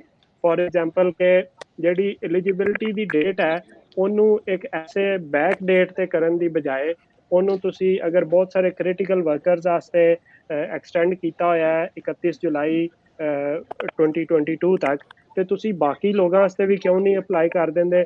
ਬਹੁਤ ਸਾਰੇ ਲੋਕ ਸਟੱਡੀ ਫਿਨਿਸ਼ ਕਰਨ ਦੇ ਔਰ ਉਦੋਂ ਤੱਕ ਪੋਸਟ ਸਟੱਡੀ 'ਚ ਹੋ ਜਾਂਦੇ, ਉਹ ਐਲੀਜੀਬਲ ਹੋਣ ਦੇ। ਬਹੁਤ ਸਾਰੇ ਐਸੇ ਪਾਰਟਨਰਸ ਜਿਹੜੇ ਅੱਜ ਵੀ ਸਕਿਲਡ ਮਾਈਗ੍ਰੈਂਟ ਜਾਂ ਦੂਸਰੇ ਅਸੈਂਸ਼ੀਅਲ ਸਕਿਲਸ ਵਾਸਤੇ ਐਲੀਜੀਬਲ ਨੇ, ਲੇਕਿਨ ਉਹਨਾਂ ਜਸਟ ਆਪਣੇ ਇੱਕ ਕਨਵੀਨੀਅੰਸ ਵਾਸਤੇ ਆਪਣੇ ਪਾਰਟਨਰ ਵੀਜ਼ਾ ਤੇ ਰਹੇ ਨੇ, ਉਹ ਹੋ ਜਾਣ ਦੇ। ਉਸ ਤੋਂ ਬਾਅਦ ਔਰ ਇਹ ਪਾਰਟਨਰ ਵੀਜ਼ਾ ਜਿਹੜਾ ਸਟੂਡੈਂਟ ਵੀਜ਼ਾ ਜਿਹੜਾ PhD ਰਿਸਰਚ ਵਾਲਾ ਉਹਨਾਂ ਦਾ, ਤੇ ਉਹਨਾਂ ਨੂੰ ਐਲੀਜੀਬਲ ਵੀਜ਼ਾ ਸ਼ਾਮਿਲ ਕੀਤਾ ਜਾਏ, ਕਿਉਂਕਿ ਇਹ ਉਹ ਦੋ ਕੈਟਾਗਰੀਆਂ ਨੇ ਜਿਹੜੀਆਂ ਅਦਰਵਾਈਜ਼ ਅਗਰ ਅੱਜ ਵੀ ਐਲੀਜੀਬਲ ਹੋਣ, SMC ਖੁੱਲਾ ਹੋਏ ਤੇ ਉਹ ਡਾਇਰੈਕਟ ਅਪਲਾਈ ਕਰ ਸਕਦੇ ਨੇ। ਸੈਕੰਡਲੀ ਸਟੂਡੈਂਟ ਜੈਸੇ ਹੀ ਉਹ ਆਪਣੀ ਜਿਹੜੇ ਸਟੂਡੈਂਟ ਇਸ ਵਕਤ ਹੈ ਨੇ ਉਹ ਜੈਸੇ ਹੀ ਆਪਣੀ ਸਟੱਡੀ ਕੰਪਲੀਟ ਕਰਨ, ਕਿਉਂਕਿ ਅਸੀਂ ਆਰਗੂਮੈਂਟ ਸੁਣਿਆ ਕਿ ਕਦੀ ਵੀ ਡਾਇਰੈਕਟ ਸਟੂਡੈਂਟ ਤੋਂ ਜਿਹੜਾ PR ਦਾ ਕੋਈ ਰੂਟ ਨਹੀਂ ਹੁੰਦਾ, ਵੀ ਫੇਅਰਲੀ ਅੰਡਰਸਟੈਂਡ, ਲੇਕਿਨ ਉਹਨਾਂ ਨੂੰ 31 ਜੁਲਾਈ 2022 ਤੱਕ ਟਾਈਮ ਦੇਣਾ ਚਾਹੀਦਾ ਹੈ ਕਿ ਉਹ ਉਸ ਵਕਤ ਤੱਕ ਜਿਹੜਾ ਉਹਦਾ ਕੰਪਲੀਟ ਕਰਨ ਔਰ ਉਹ ਇਸ ਪ੍ਰੋਸੈਸ ਦਾ ਹਿੱਸਾ ਬਣ ਜਾਣ। ਤੇ ਲਾਸਟ ਜਿਹੜਾ ਇੱਕ ਪੁਆਇੰਟ ਹੈ ਉਹ ਹੈ ਕਿ ਉਹ ਫਰੰਟ ਲਾਈਨ ਵਰਕਰਸ ਦਾ, ਜਿਹੜੇ ਕਿ ਮੇਰੇ ਵਾਸਤੇ ਉਹ ਬੜੇ ਮੇਰੇ ਦਿਲ ਨੂੰ ਅਜ਼ੀਜ਼ ਨੇ, ਉਹ ਲੋਕ ਕਿ ਜਿਨ੍ਹਾਂ ਇਸ ਮੁਲਕ ਨੂੰ ਰਨ ਕੀਤਾ ਹੈ। ਔਰ ਉਦੋਂ ਅਸੀਂ ਕਹਿੰਦੇ ਸੀ, ਸਾਡੀ ਪ੍ਰਾਈਮ ਮਿਨਿਸਟਰ ਜਾਂ ਜਿਹੜੀ ਲੀਡਰਸ਼ਿਪ ਹੈ ਉਹ ਕਹਿੰਦੇ ਸੀ ਕਿ ਅਸੀਂ 5 ਮਿਲੀਅਨ ਦੀ ਟੀਮ ਆ, ਲੇਕਿਨ ਅੱਜ ਉਸ ਟੀਮ ਦੇ ਜਿਹੜੇ ਉਹ ਲੋਕ ਜਿਨ੍ਹਾਂ ਫਰੰਟ ਤੇ ਆਪਣੇ ਆਪ ਨੂੰ ਸਭ ਤੋਂ ਵਲਨਰੇਬਲ ਪੋਜੀਸ਼ਨ ਤੇ ਖੜਿਆ ਕਰਕੇ ਸਾਨੂੰ ਡਿਫੈਂਡ ਕੀਤਾ, ਅੱਜ ਅਸੀਂ ਉਹਨਾਂ ਨੂੰ ਭੁੱਲ ਰਹੇ ਹਾਂ ਜਸਟ ਬਿਕੋਜ਼ ਕਿ ਉਹਨਾਂ ਦਾ ਵੀਜ਼ਾ ਪਾਰਟਨਰਸ਼ਿਪ ਸੀ ਜਾਂ ਉਹਨਾਂ ਦੁਬਾਰਾ ਸਟੱਡੀ ਲੈ ਲਈ ਹੈ। ਤੇ ਉਹਨਾਂ ਨੂੰ ਸਕੇਅਰਸ ਲਿਸਟ ਦੇ ਵਿੱਚ ਸ਼ਾਮਿਲ ਕੀਤਾ ਜਾਏ ਔਰ ਉਹਨਾਂ ਨੂੰ ਉਸੇ ਤਰ੍ਹਾਂ ਟਰੀਟ ਕੀਤਾ ਜਾਏ। ਉਹਨਾਂ ਦੀ ਜਿਹੜੀ ਕੰਟਰੀਬਿਊਸ਼ਨ ਹੈ ਉਹਨੂੰ ਡਾਲਰ ਦੇ ਨਾਲ ਮੈਜ਼ਰ ਨਾ ਕੀਤਾ ਜਾਏ ਕਿ ਉਹ $27 ਲੈ ਰਿਹਾ ਕਿ $20 ਲੈ ਰਿਹਾ। ਉਹਨਾਂ ਦੀ ਕੰਟਰੀਬਿਊਸ਼ਨ ਪ੍ਰਾਈਸਲੈਸ ਹੈ ਔਰ ਉਹਨੂੰ ਉਸੇ ਤਰ੍ਹਾਂ ਹੀ ਸਾਨੂੰ ਰਿਵਾਰਡ ਕਰਨਾ ਚਾਹੀਦਾ ਔਰ ਐਕਨੋਲੇਜ ਕਰਨਾ ਚਾਹੀਦਾ। ਸ਼ੁਕਰੀਆ ਚੱਡ ਸਾਹਿਬ। ਸੋ ਅਜੀਤ ਸਿੰਘ ਰੰਧਾਵਾ ਜੀ, ਮੈਂ ਨੈਕਸਟਲੀ ਤੁਹਾਡੇ ਤੋਂ ਪੁੱਛਾਂਗਾ ਕਿ ਜਿਹੜੀ ਹੁਣ ਜਿੱਦਾਂ ਚੱਠਾ ਸਾਹਿਬ ਹਜੇ ਐਲੀਜੀਬਲ ਨਹੀਂ ਨੇ, ਸੋ ਤੁਸੀਂ ਕੀ ਕਹਿਣਾ ਚਾਹੋਗੇ ਉਹਨਾਂ ਨੂੰ ਜਿਹੜੇ ਕਿ ਕੁਆਲੀਫਾਈ ਹਜੇ ਨਹੀਂ ਹੋਏ ਲੇਕਿਨ ਆਸ ਲੈ ਕੇ ਬੈਠੇ ਨੇ? ਤੁਸੀਂ what do you C in the future ਕਿ ਭਵਿੱਖ ਵੱਲ ਝਾਤ ਮਾਰਦਿਆਂ ਜੋ ਇਹ ਪਾਲਿਸੀ ਬਿਲਡਅਪ ਹੋਈ ਆ, ਪ੍ਰੈਡਿਕਸ਼ਨ ਦੇ ਪੱਖੋਂ ਤੇ ਸਲਾਹ ਕੀ ਰਹੇਗੀ ਜਿਹੜੇ ਫੋਰ ਐਗਜ਼ਾਮਪਲ ਸਟੂਡੈਂਟ ਵਰਗ ਨੇ ਤੇ ਨਾਲ ਦੇ ਨਾਲ ਜਿਹੜੇ ਹਜੇ ਨਹੀਂ ਐਲੀਜੀਬਲ ਆਫਸ਼ੋਰ ਸਟੱਕ ਨੇ, ਇੱਥੇ ਤੱਕ ਕਿ ਨੈਚੁਰਲੀ ਹੁਣ ਜਿਹੜੇ ਸਾਡੇ ਜਿਹੜੇ ਮਾਈਗਰੈਂਟ ਖਾਸ ਕਰਕੇ ਇਸ ਮੁਲਕ ਦੇ ਵਿੱਚ ਆਪਾਂ ਜਾਣਦੇ ਬੜੀ ਦੇਰ ਦੇ ਓਵਰਸਟੇਅਰ ਹੋ ਗਏ ਨੇ, ਉਹਨਾਂ ਦਾ ਵੀ ਵਰਗ ਹੈ। ਇਹਨਾਂ ਨੂੰ ਲੈ ਕੇ ਸ਼ੁਰੂਆਤ ਸਟੂਡੈਂਟ ਵਰਗ ਤੋਂ ਕਰਦੇ ਆ, ਤੁਸੀਂ ਕੀ ਦੇਖਦੇ ਜੀ? ਤੁਸੀਂ ਕਿਹਨੂੰ ਮੁਖਾਤਬ ਕਰ ਰਹੇ ਹੋ? ਹਾਂਜੀ, ਮੈਂ ਤੁਹਾਨੂੰ ਪੁੱਛ ਰਿਹਾ ਸੀ ਜੀ। ਓਕੇ ਦੇਖੋ, ਮੈਂ ਤਾਂ ਜਨਰਲ ਟਰਮਸ ਦੇ ਵਿੱਚ ਹੀ ਗੱਲ ਕਰਨੀ ਚਾਹੁੰਦਾ ਹਾਂ ਕਿ ਇਹ ਜਿਹੜੇ 160 ਜਾਂ 65,000 ਬੰਦਾ ਇਹਨਾਂ ਨੇ ਕਿਹਾ ਕਿ ਅਸੀਂ ਪੱਕਾ ਕਰਨਾ, ਇਹ ਇੱਕ ਬਹੁਤ ਵੱਡਾ ਸਟੈਪ ਹੈ। We should not deny that. ਔਰ ਇਹ ਤਕਰੀਬਨ 20 ਸਾਲ ਬਾਅਦ ਹੋਇਆ ਹੈ। ਇਹ ਠੀਕ ਹੈ ਕਿ ਇਹ ਜਿਹੜੀ ਹਾਲਾਤ ਦੀ ਦਬਾਅ ਥੱਲੇ ਆਇਆ ਹੈ। ਦੇਖੋ, ਸਾਡਾ ਇਹ ਤਜਰਬਾ ਆ ਵੀ ਇਸ ਮੁਲਕ ਦੇ ਵਿੱਚ ਜਦੋਂ ਵੀ ਸਾਨੂੰ ਕੋਈ ਕੰਸੈਸ਼ਨ ਮਿਲਿਆ ਉਹ ਸਾਡੀ ਹਾਲਾਤ ਦੀ ਮਜਬੂਰੀ ਕਰਕੇ ਮਿਲਿਆ। ਇਹਨਾਂ ਨੇ ਹਕੂਮਤਾਂ ਨੇ ਜਾਂ ਇੱਥੋਂ ਦੇ ਸਮਾਜ ਨੇ ਕਦੀ ਮਨ ਚਾਹੇ ਦਿਲ ਚਾਹੇ ਸਾਨੂੰ ਕਦੀ ਵੀ ਕੰਸੈਸ਼ਨ ਜਿਹੜੇ ਆ ਉਹ ਨਹੀਂ ਦਿੱਤੇ ਹੈਗੇ। And this will continue. ਇਹ ਚੀਜ਼ ਮੈਂ ਪਹਿਲਾਂ ਵੀ ਕਹਿ ਚੁੱਕਾ ਕਿ ਦੋਨੋਂ ਪਾਸੇ ਸਾਨੂੰ ਮਾਰ ਪੈ ਰਹੀ ਆ ਔਰ ਮਾਰ ਇਹ ਪੈਂਦੀ ਰਹਿਣੀ ਹੈਗੀ। ਪਰ ਜਿਹੜੀ ਹੁਣ ਹਾਲਾਤ ਆ ਸਾਡੀ 2021 ਜਿਹੜਾ ਆ ਉਹ 1921 ਨਹੀਂ ਆ। ਔਰ ਉਹਦੇ ਵਿੱਚ ਤੁਸੀਂ ਸਾਰੇ ਆ ਗਏ ਆ, ਟੈਲੈਂਟਡ ਆ ਗਏ ਆ, ਜਿਹੜੇ ਇਸ ਸਮਾਜ ਨੂੰ ਇਸ ਸੋਸਾਇਟੀ ਨੂੰ ਕੰਟਰੀਬਿਊਟ ਕਰ ਰਹੇ ਆ। That is a factor that can not be ignored. ਬਾਕੀ ਮੇਰਾ ਇਹ ਆ ਵੀ ਜਿੰਨਾ ਕੁ ਪਹਿਲਾਂ ਪਰੋਸ ਕੇ ਦਿੰਦੇ ਆ ਇਹਨੂੰ ਆਪਾਂ ਡਾਈਜੈਸਟ ਕਰ ਲਈਏ, ਕਿਉਂਕਿ ਇਹਦੀ ਇੰਪਲੀਮੈਂਟੇਸ਼ਨ ਦੇ ਉੱਤੇ ਵੀ ਹਜੇ ਬਹੁਤ ਸਾਰੇ ਮਸਲੇ ਹੈਗੇ। But maybe one step at a time. ਜਿਹੜੇ ਹੋਰ ਲੈਜਿਟਿਮੇਟ ਕੰਸਰਨਸ ਤੁਸੀਂ ਉਠਾਏ ਆ, those will have to be taken up by the government, ਕਿਉਂਕਿ ਇਹ ਜਿਹੜੀ ਪੈਂਡੈਮਿਕ ਹੈ, ਜਿੱਦਾਂ ਆਪਾਂ ਸਮਝ ਗਏ ਆ ਕਿ ਦਿਸ ਪੈਂਡੈਮਿਕ isn't going anywhere। ਇਹ ਜਿਹੜਾ ਵੇਰੀਐਂਟ ਹੁਣ ਆ ਗਿਆ ਆ, ਇਹਨੇ ਪਲਸੇਸ਼ਨ ਦੇ ਨਾਲ ਹੀ, ਅੱਜ ਵੀ ਨਿਊਯਾਰਕ ਟਾਈਮਸ ਦਾ ਇਹੋ ਹੀ ਸੀ ਕਿ ਪਲਸੇਟ ਕਰੇਗਾ। ਇਹੋ 2 ਮਹੀਨੇ ਆ ਗਿਆ, 2 ਮਹੀਨੇ ਚਲੇ ਗਿਆ। ਸੋ ਇਸ ਨਵੀਂ ਰਿਐਲਿਟੀ ਦੇ ਵਿੱਚ ਜਿਹੜਾ ਰਿਸੋਰਸ ਮੁਲਕ ਕੋ ਹੈਗਾ ਸਟੂਡੈਂਟ ਦੀ ਸ਼ਕਲ ਵਿੱਚ, ਜਾਂ ਜਿਹੜੇ ਬੰਦੇ ਇੱਥੇ ਜਿਨ੍ਹਾਂ ਨੂੰ ਕਿ ਦੇਰ ਹੋ ਗਿਆ ਆ, ਉਹਨਾਂ ਕੋਲ ਕੋਈ ਰੈਗੂਲਰ ਵੀਜ਼ਾ ਨਹੀਂ ਆ, ਉਹ ਇੱਕ ਰਿਸੋਰਸ ਹੈ ਇਸ ਮੁਲਕ ਦਾ at the moment, and the government can not ignore that। and we should continue to lobby for them. ਜਿਸ ਤਰ੍ਹਾਂ ਦਾ ਹੁਣ ਮੈਂ ਦੇਖਦਾ ਤੁਸੀਂ ਨੌਜਵਾਨ ਹੋ ਜਾਂ ਜਿਸ ਤਰ੍ਹਾਂ ਦੀ ਟੀਮ ਇੱਥੇ ਹੁਣ ਉੱਭਰ ਰਹੀ ਆ, ਆਈ ਐਮ ਵੈਰੀ ਆਪਟਿਮਿਸਟਿਕ ਕਿ ਅਲਟੀਮੇਟਲੀ ਯੂ ਵਿਲ ਪ੍ਰਵੇਲ। ਔਰ ਇਹ ਸਰਕਾਰਾਂ ਨੂੰ ਹੁਣ ਇਹ ਜਿਹੜੀ ਗੱਲਬਾਤ ਆ ਇਹ ਸੁਣਨੀ ਪੈਣੀ ਆ। But let's first just digest this big thing that has come our way after 20 years. 165,000 people ਇਸ ਮੁਲਕ ਵਿੱਚ ਪੱਕੇ ਹੋਣੇ ਇਹ ਛੋਟੀ ਜਿਹੀ ਗੱਲ ਨਹੀਂ ਹੈ। I can assure you that. So, and what is it going to do? ਇਹਨੇ ਸਾਡੀ ਕਮਿਊਨਿਟੀ ਨੂੰ ਹੋਰ ਇੰਪਾਵਰ ਕਰਨਾ ਇਸ ਚੀਜ਼ ਤੇ। ਔਰ ਮੈਂ ਕਹਿੰਦਾ ਕਿ ਉਹ ਜਿਹੜੀ ਇੰਪਾਵਰਮੈਂਟ ਸਾਡੀ ਹੋਣੀ ਆ ਉਹਨੂੰ ਅਸੀਂ ਇਸ ਮੁਲਕ ਦੀ ਉਹ ਇੱਕ ਚੰਗੀ ਸੇਧ ਲੈ ਕੇ ਇਸ ਮੁਲਕ ਦੀ ਚੜ੍ਹਦੀ ਕਲਾ ਵੱਲ ਨੂੰ ਉਸ ਪਾਵਰ ਨੂੰ ਵਰਤੀਏ। ਇਹ ਜਿਹੜੇ ਸਾਡੇ ਖਿਲਾਫ ਕੁਛ ਹਵਾ ਹੈਗੀਆਂ ਸੱਜੇ ਖੱਬੇ ਇਹ ਆਪਣੇ ਆਪ ਹੀ ਫਿਰ ਮੱਧਮ ਪੈ ਜਾਣਗੀਆਂ। That's all I can say. ਅਸੀਂ ਇਸ ਮੁਲਕ ਦੇ ਵਿੱਚ 60-70 ਸਾਲ ਗੋਰੇ ਸ਼ਾਹੀ ਹੰਢਾਈ ਆ, ਉਹਦਾ ਜਿਹੜੀ ਠੰਡੀ ਹਵਾ ਆ from 1920 to 1985. A lot of you who were not there at that time, ਤੁਹਾਨੂੰ ਸ਼ਾਇਦ ਅਹਿਸਾਸ ਹੀ ਨਹੀਂ ਹੋਵੇ ਵੀ ਇਹ ਠੰਡੀ ਹਵਾ ਸਾਨੂੰ ਜਾਂ ਸਾਡੇ ਪੁਰਖਿਆਂ ਨੂੰ ਇਹ ਕਿੱਦਾਂ ਵਗੀ ਆ। ਇਨ ਸਪਾਈਟ ਆਫ ਦੈਟ ਵੀ ਪਰਸਵੀਅਰਡ। ਅਸੀਂ ਦਮ ਨਹੀਂ ਛੱਡਿਆ ਇਸ ਮੁਲਕ 'ਚ। ਅਤੇ ਤੁਸੀਂ ਤਾਂ ਹੁਣ ਇੰਪਾਵਰਡ ਹੀ ਬਹੁਤ ਹੈ। ਸਾਡੇ ਕੋਲ ਤੁਹਾਡੇ ਕੋਲ ਸਾਧਨ ਆ, ਮੀਡੀਆ ਆ, ਪ੍ਰੋਫਾਈਲ ਆ। ਤੁਸੀਂ ਇਹ ਸੋਚ ਸਕਦੇ ਆ ਕਿ ਇਨ ਦਾ 50s and 60s ਸਾਡੇ ਕੋਲ ਨਿਊਜ਼ੀਲੈਂਡ ਸਿਟੀਜ਼ਨਸ਼ਿਪ ਸੀ। ਅਸੀਂ 50 ਸਾਲ ਤੋਂ ਸਾਡੇ ਬੰਦੇ ਇੱਥੇ ਰਹਿ ਰਹੇ ਸੀ, ਲੇਕਿਨ ਆਸਟ੍ਰੇਲੀਆ ਵਿੱਚ ਅਸੀਂ ਜਾ ਨਹੀਂ ਸੀ ਸਕਦੇ, ਉੱਥੇ ਰਹਿ ਨਹੀਂ ਸੀ ਸਕਦੇ। ਉਹ ਇਹਨਾਂ ਨਾਲੋਂ ਵੀ ਜ਼ਿਆਦਾ ਠੰਡੀ ਹਵਾ ਵਾਲਾ ਸੀਗਾ। ਸੋ ਓਵਰਆਲ ਜਿਹੜੀਆਂ ਹੁਣ trade winds are in your favour and keep up the concerns that you have, they are very legitimate and the government ਨੂੰ ਹਰ ਵੇਲੇ ਸਾਨੂੰ ਇਹ ਦਸਤਕ ਦੇਣੀ ਪੈਣੀ ਆ। ਪਰ ਮੈਂ ਹੁਣ ਪਹਿਲੀ ਵਾਰ ਆਪਟਿਮਿਸਟਿਕ ਹੋਇਆ ਕਿ ਸ਼ਾਇਦ ਉਹ ਜਿਹੜੀ ਠੰਡੀ ਹਵਾ ਸਾਨੂੰ ਇੰਨੇ 100 ਸਾਲ ਦੀ ਦਹਾਕਿਆਂ ਦੀ ਪੈਂਦੀ ਸੀ ਉਹ ਸ਼ਾਇਦ ਹੁਣ ਮੱਧਮ ਹੋ ਜਾਏਗੀ। And it is mainly because of talented people like yourself who are contributing to the society in all aspects. That's all I have to say. ਸ਼ੁਕਰੀਆ ਜੀ।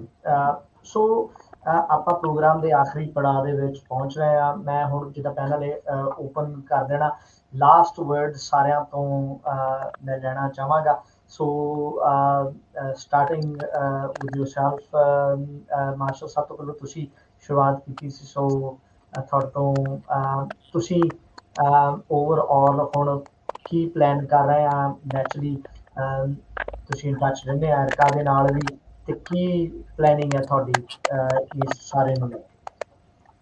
ਜਿਵੇਂ ਕਿ ਚੱਠਾ ਭਾਜੀ ਦਾ ਕੰਸਰਨ ਹੈ ਜੀ, ਆਪਣੇ ਲੋਕਾਂ ਦੇ ਜਿਹੜੀ ਕਮਿਊਨਿਟੀ ਦਾ ਕੰਸਰਨ ਹੈ ਉਹ ਰੇਸ ਕਰੀ ਜਾਣਾ ਹੈ। ਕਮਿਊਨਿਟੀ ਨੂੰ, ਐਰਿਕਾ ਨੂੰ ਜਨਰਲ ਇਨਫੋਰਮੇਸ਼ਨ, ਜਿਹੜੀ ਗਰਾਊਂਡ ਲੈਵਲ ਇਨਫੋਰਮੇਸ਼ਨ ਹੈ ਉਹ ਉਹਨੂੰ ਦਵਾਈ ਜਾਣੀ ਹੈ, ਪ੍ਰੋਵਾਈਡ ਕਰਾਈ ਜਾਣੀ ਹੈ। ਤੇ ਉਹਦੇ ਲਈ ਆਪਾਂ ਕਮਿਊਨਿਟੀ ਲਈ ਹਮੇਸ਼ਾ ਖੜੇ ਰਹਿਣਗੇ। ਆਪਣਾ ਗਰੁੱਪ NZ ਪੰਜਾਬੀ ਵੋਲੰਟੀਅਰ ਜਿਹੜੇ ਗਰੁੱਪ ਨੂੰ ਅਸੀਂ ਬਿਲੋਂਗ ਕਰਦੇ ਹਾਂ, ਉਹ ਹਮੇਸ਼ਾ ਅੱਜ ਤੋਂ 6 ਮਹੀਨੇ ਤੋਂ ਪਹਿਲਾਂ ਤੋਂ ਮਾਈਗ੍ਰੈਂਟ ਨਾਲ ਖੜਾ ਹੈ ਤੇ ਖੜਾ ਰਹੇਗਾ। ਜਿਹੜੀ ਅੱਜ ਦੇ ਇਸ਼ੂ ਹੈ, ਜਿਹੜੇ 3 ਇਸ਼ੂ ਐਟ ਦੀ ਮੂਵਮੈਂਟ ਹੈ, ਇੱਕ ਤਾਂ ਓਵਰ ਸਟੇਅਰ ਹੈ, ਸੈਕਿੰਡ ਜਿਹੜੇ ਮਾਈਗ੍ਰੈਂਟ ਆਫਸ਼ੋਰ ਸਟੱਕ ਹੈ, ਤੇ ਥਰਡ ਇਸ਼ੂ ਜਿਹੜੇ ਲੋਕਾਂ ਨੇ ਹੁਣ ਰੀਸੈਂਟਲੀ ਸਟੂਡੈਂਟ ਵੀਜ਼ਾ ਲਿੱਤਾ ਹੈ ਜਿਨ੍ਹਾਂ ਦੀ ਕੋਈ ਸੁਣੀ ਨਹੀਂ ਜਾ ਰਹੀ, ਉਹ 3 ਇਸ਼ੂ, ਤੇ ਫੋਰਥ ਪੇਰੈਂਟ ਕੈਟੇਗਰੀ ਵੀਜ਼ਾ। ਜਿਹੜੇ ਪੇਰੈਂਟ ਕੈਟੇਗਰੀ ਵੀਜ਼ਾ ਜਿਹੜੇ ਲਈ ਅਸੀਂ ਬਹੁਤ ਚਿਰਾਂ ਤੋਂ ਫਾਈਟ ਕਰ ਰਹੇ ਹਾਂ ਕਿ ਲੋਕਾਂ ਦੇ ਘਰ ਦੇ ਜਿਹੜੇ ਬਹੁਤ ਸਟਰੱਕ ਹੈ ਓਵਰਸੀਜ਼, ਉਹਨਾਂ ਨੂੰ ਬੁਲਾਉਣ ਦੀ ਰਿਕੁਐਸਟ ਐਰਿਕਾ ਤੋਂ ਕਰਨੀ ਹੈ। ਇਹ 4 ਪੁਆਇੰਟ ਮੈਂ ਐਰਿਕਾ ਨਾਲ ਹਮੇਸ਼ਾ ਗੱਲ ਕਰਦਾ ਰਿਹਾ ਤੇ ਉਹਨੇ ਮੈਨੂੰ ਵਿਸ਼ਵਾਸ ਦਿੱਤਾ ਹੈ ਕਿ ਉਹ ਪਾਰਲੀਮੈਂਟ 'ਚ ਫਿਰ ਜਦ ਵੀ ਨਿਊ ਸੈਸ਼ਨ ਕੋਵਿਡ ਦੇ ਬਾਅਦ ਸਟਾਰਟ ਹੋਊਗਾ ਤੇ ਉਹ ਫਿਰ ਜਾ ਕੇ ਇਹ ਚੀਜ਼ਾਂ ਦੇ ਪੁਆਇੰਟ ਤੇ ਫਿਰ ਉਠਾਊਗੀ। ਪਰ ਮੈਂ ਇੱਕ ਹੋਰ ਗੱਲ ਲਾਸਟ 'ਚ ਕਹਿਣਾ ਚਾਹੁੰਦਾ ਕਿ ਆਪਾਂ ਨੂੰ ਸਾਰਿਆਂ ਨੇ ਕਮਿਊਨਿਟੀ ਨੂੰ ਇਕੱਠੇ ਹੋ ਕੇ, ਇਕਜੁੱਟ ਹੋ ਕੇ, ਜਿਹੜਾ ਮੇਨ ਪੁਆਇੰਟ ਹੈ, ਜਿਵੇਂ ਕਿ ਅਮਨ ਭਾਜੀ ਨੇ ਵੀ ਕਿਹਾ ਕਿ ਮੋਟੀਵੇਟ ਕਰੋ ਲੋਕਾਂ ਨੂੰ, ਡੀਮੋਟੀਵੇਟ ਨਾ ਕਰੋ, ਮੋਟੀਵੇਟ ਕਰੋ। ਸਾਰੇ ਇਕਜੁੱਟ ਹੋ। ਜਿਨ੍ਹਾਂ ਨੂੰ ਇੱਕ ਪੈਂਟ 'ਚੋਂ ਜਿਨ੍ਹਾਂ ਨੂੰ PR ਹੋ ਰਹੀ ਹੈ ਉਹਨਾਂ ਨੂੰ ਬਹੁਤ ਬਹੁਤ ਮੁਬਾਰਕਾਂ, ਪਰ ਆਪਦਾ ਪਿਛੋਕੜ, ਆਪਦਾ ਗਰਾਊਂਡ ਲੈਵਲ ਨਾ ਭੁੱਲੋ। ਇੱਕ ਦੂਜੇ ਨਾਲ ਇਕਜੁੱਟ ਹੋ ਕੇ ਜਿਹੜੇ ਰਹਿ ਗਏ ਉਹਨਾਂ ਨਾਲ ਇਕੱਠੇ ਰਹੋ ਤੇ ਉਹਨਾਂ ਦੀ ਸਪੋਰਟ ਕਰੋ। Thank you very much. Very optimistic. Avtar ਭਾਜੀ, ਤੁਸੀਂ ਲਾਸਟ ਦੇ ਵਿੱਚ ਕੀ ਕਹਿਣਾ ਚਾਹੋਗੇ ਜੀ? ਅਵਤਾਰ ਭਾਜੀ ਤੁਹਾਡੀ ਆਵਾਜ਼ ਨਹੀਂ ਆ ਰਹੀ। 1 ਸੈਕਿੰਡ ਹੈ ਨਾ, 1 ਸੈਕਿੰਡ। ਜੀ ਕੈਰੀ ਔਨ ਭਾਜੀ। ਹਾਂਜੀ, ਜਿਹੜੇ ਸਾਰੇ ਮਾਈਗ੍ਰੇਟਸ ਇਸ ਕੈਟਾਗਰੀ ਦੇ ਵਿੱਚ ਆਏ ਉਹਨਾਂ ਨੂੰ ਬਹੁਤ ਬਹੁਤ ਮੁਬਾਰਕਾਂ। ਤੇ ਜਿਹੜੇ ਸਭ ਤੋਂ ਵੱਡਾ ਕੰਮ ਹੁੰਦਾ ਵਿਦੇਸ਼ ਦੇ ਵਿੱਚ ਜਾ ਕੇ ਘਰ ਲੈਣਾ, ਕਿਉਂਕਿ ਘਰ ਆਉਣ ਵਾਲੇ ਸਮੇਂ 'ਚ ਮਹਿੰਗੇ ਹੋਈ ਜਾਂਦੇ ਆ, ਤੇ ਜਿਹੜੀ ਉਹਨਾਂ ਦੀ ਸੇਵਿੰਗ ਹੈਗੀ ਆ ਜਾਂ ਆਉਣ ਵਾਲੇ ਸਮੇਂ 'ਚ ਕਰ ਸਕਦੇ ਆ, ਉਹ ਵਧੀਆ ਗੱਲ ਆ ਕਿ ਉਹ ਐਪਰੀਸ਼ੀਏਟਿੰਗ ਐਸਟ ਦੇ ਵਿੱਚ ਉਹਨੂੰ ਲਾਉਣ। ਐਪਰੀਸ਼ੀਏਟਿੰਗ ਐਸਟ ਹੈਗੇ ਵੀ ਜਿਨ੍ਹਾਂ ਦੀ ਆਉਣ ਵਾਲੇ ਸਮੇਂ ਦੇ ਵਿੱਚ ਵੈਲਿਊ ਵੱਧਦੀ ਆ, ਉਹਦੇ ਵਿੱਚ ਇੱਕ ਆਪਣਾ ਘਰ ਵੀ ਹੁੰਦਾ ਜਾਂ ਇਨਵੈਸਟਮੈਂਟ ਹੁੰਦੀ ਹੈਗੀ ਆ। ਤੇ ਜੇ ਸਾਨੂੰ ਆਦਤ ਉਹ ਪੈ ਜਾਂਦੀ ਹੈ ਕਿ ਡੈਪਰੀਸ਼ੀਏਟਿੰਗ ਐਸਟ ਦੇ ਵਿੱਚ ਲਾਈਏ, ਤਾਂ ਫਿਰ ਡੈਪਰੀਸ਼ੀਏਟਿੰਗ ਐਸਟ ਜਿਹੜੇ ਆ ਹਰ ਵੀਕ ਸਾਡੀ ਜੇਬ ਦੇ ਵਿੱਚੋਂ ਪੈਸੇ ਕੱਢਦੇ ਆ, ਤੇ ਜੇ ਐਪਰੀਸ਼ੀਏਟਿੰਗ ਦੇ ਵਿੱਚ ਤੁਸੀਂ ਲਾਉਨੇ ਆ ਤਾਂ ਤੁਹਾਡੀ ਜੇਬ 'ਚ ਪੈਸੇ ਪਾਉਂਦੇ ਆ। ਤੇ ਅੱਜ ਤੋਂ ਜੇ ਆਪਾਂ 20 ਸਾਲ ਬਾਅਦ ਗੱਲ ਕਰਾਂਗੇ ਤਾਂ ਉਹਨਾਂ ਲੋਕਾਂ ਦੇ ਵਿੱਚ ਫਰਕ ਤੁਹਾਨੂੰ ਮਿਲੂਗਾ ਜਿਹੜੇ ਐਪਰੀਸ਼ੀਏਟਿੰਗ ਐਸਟ ਖਰੀਦਦੇ ਆ। ਤੇ ਮੈਂ ਛੋਟੀ ਜਿਹੀ ਉਦਾਹਰਨ ਦੇਣਾ ਚਾਹੁੰਦਾ ਵੀ ਜਿਸ ਵੇਲੇ ਮੈਨੂੰ ਰੈਜ਼ੀਡੈਂਸੀ ਨਹੀਂ ਮਿਲਦੀ ਸੀ ਤਾਂ ਮੈਂ 1999 ਵਿੱਚ ਓਵਰਸਟੇ ਹੁੰਦੇ ਨੇ 2 ਬੈਡਰੂਮ ਘਰ ਲੈ ਲਿਆ ਸੀਗਾ। 2 ਸੀਗੇ ਮੇਰੇ ਕੋਲ, ਦੋਨੋਂ ਮੈਂ ਓਵਰਸਟੇ ਹੁੰਦੇ ਨੇ ਲਏ ਸੀ। ਬੈਂਕਾਂ ਕਰਜ਼ਾ ਵੀ ਨਹੀਂ ਦਿੰਦੀਆਂ ਸੀ, ਪਰ ਫਿਰ ਵੀ ਮੈਂ ਬੈਂਕ ਲੱਭ ਲਈ। ਤੇ ਉਹ ਜਿਹੜੇ ਘਰ ਅੱਜ ਵੀ ਮੇਰੇ ਕੋਲ ਆ ਉਹ 5.5 ਲੱਖ ਦੇ ਹੋ ਗਏ ਜਿੱਦਾਂ 20 ਸਾਲ ਬਾਅਦ। ਤੇ ਤੁਸੀਂ ਲਾ ਲਓ ਕਿ ਉਹ 5 ਗੁਣਾ ਹੋ ਗਏ। ਤੇ ਜੇ ਤੁਸੀਂ ਕੋਈ ਏਦਾਂ ਦਾ ਕੰਮ ਕਰ ਲੈਂਦੇ ਤਾਂ ਆਉਣ ਵਾਲੇ 20 ਸਾਲਾਂ ਦੇ ਵਿੱਚ ਅਸੀਂ ਆਸ ਰੱਖਦੇ ਹਾਂ ਕਿ ਤੁਸੀਂ ਵੀ ਜਿਹੜੇ ਐਸਟ ਜਿਹੜੇ ਆ ਹੋਰ ਵਧਾ ਲਓਗੇ। ਤੇ ਇਹਨਾਂ ਕਹਿੰਦਾ ਹੋਇਆ ਸਾਰਿਆਂ ਨੂੰ ਵਧਾਈ ਦਿੰਦਾ ਤੇ ਪਿਆਰ ਭਰੀ ਸਤਿ ਸ੍ਰੀ ਅਕਾਲ। ਫਿਊਚਰ ਲੌਂਗ ਟਰਮ ਇਨਵੈਸਟਮੈਂਟ ਦੀ ਗੱਲ ਅਵਤਾਰ ਭਾਈ ਹੋਰਾਂ ਨੇ ਕੀਤੀ। ਚੱਡਾ ਸਾਹਿਬ ਤੁਸੀਂ ਕੀ ਕਹਿਣਾ ਚਾਹੋਗੇ ਜੀ?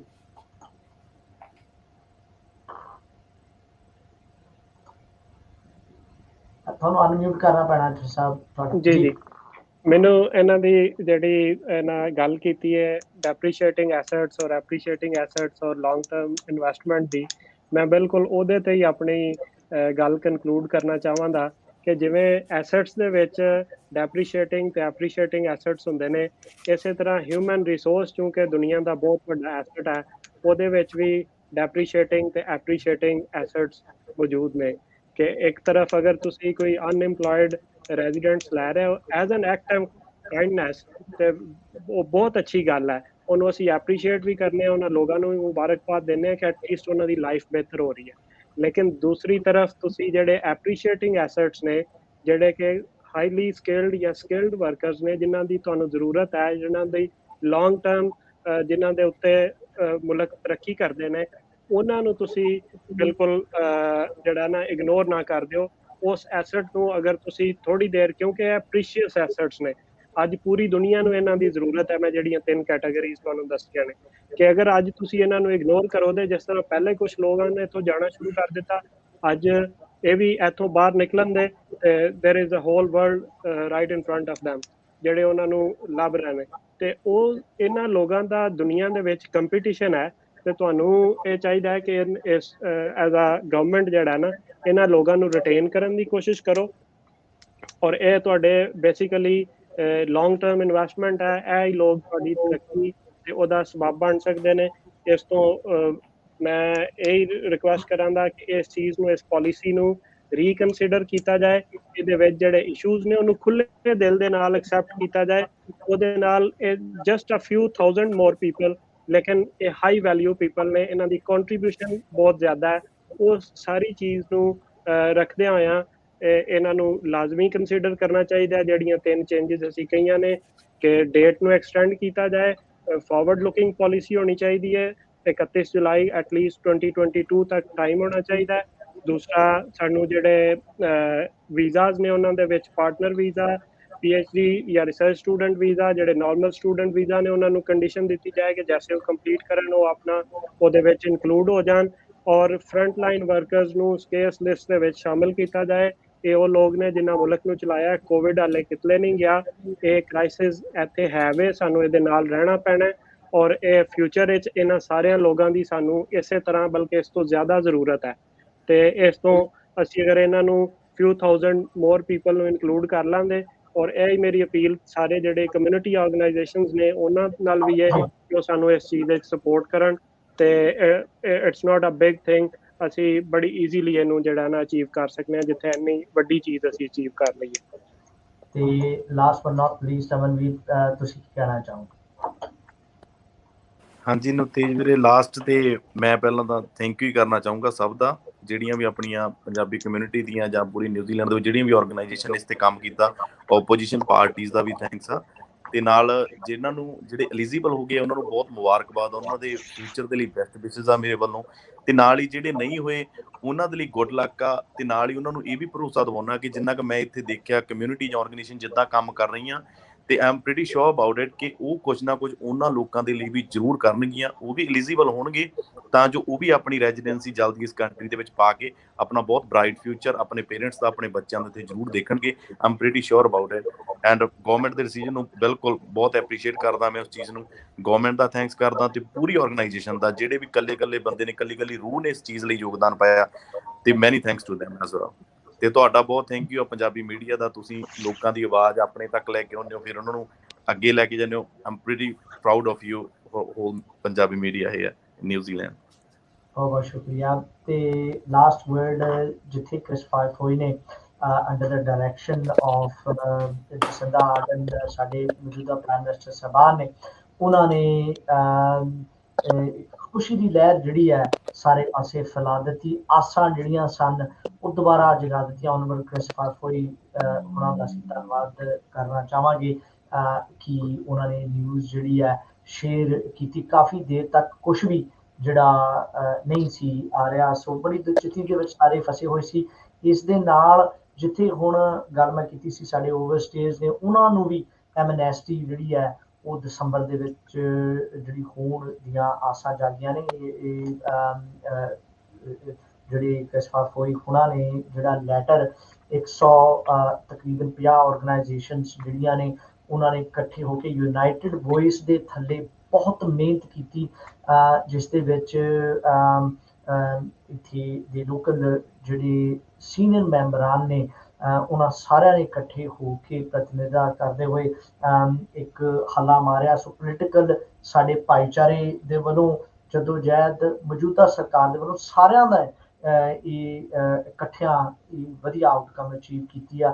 ਅਸੀਂ ਧੰਨਵਾਦੀ ਹਾਂ ਸਾਰਿਆਂ ਦੇ ਕਿ ਜਿਨ੍ਹਾਂ ਨੇ ਵੀ ਇਸ ਦੇ ਵਿੱਚ ਪੋਜ਼ਿਟਿਵ ਕੰਟਰੀਬਿਊਸ਼ਨ ਪਾਈ ਆ। ਤੁਹਾਡੇ ਸਦਕਾ ਸਿਰਫ ਇੰਡੀਵਿਜੂਅਲ ਪੱਕੇ ਨਹੀਂ ਹੋ ਰਹੇ, ਪਰਿਵਾਰ ਪੱਕੇ ਹੋ ਰਹੇ, ਜਿਨ੍ਹਾਂ ਨੇ ਇਸ ਨਿਊਜ਼ੀਲੈਂਡ ਦੇ ਵਿੱਚ ਖਾਸ ਕਰਕੇ ਸਾਡੇ ਪੰਜਾਬੀ, ਸਾਡੇ ਭਾਰਤੀ ਭਾਈਚਾਰੇ ਦਾ ਹੋਰ ਜਿਹੜਾ ਭਵਿੱਖ ਉਜਵਲ ਕਰ ਦਿੱਤਾ।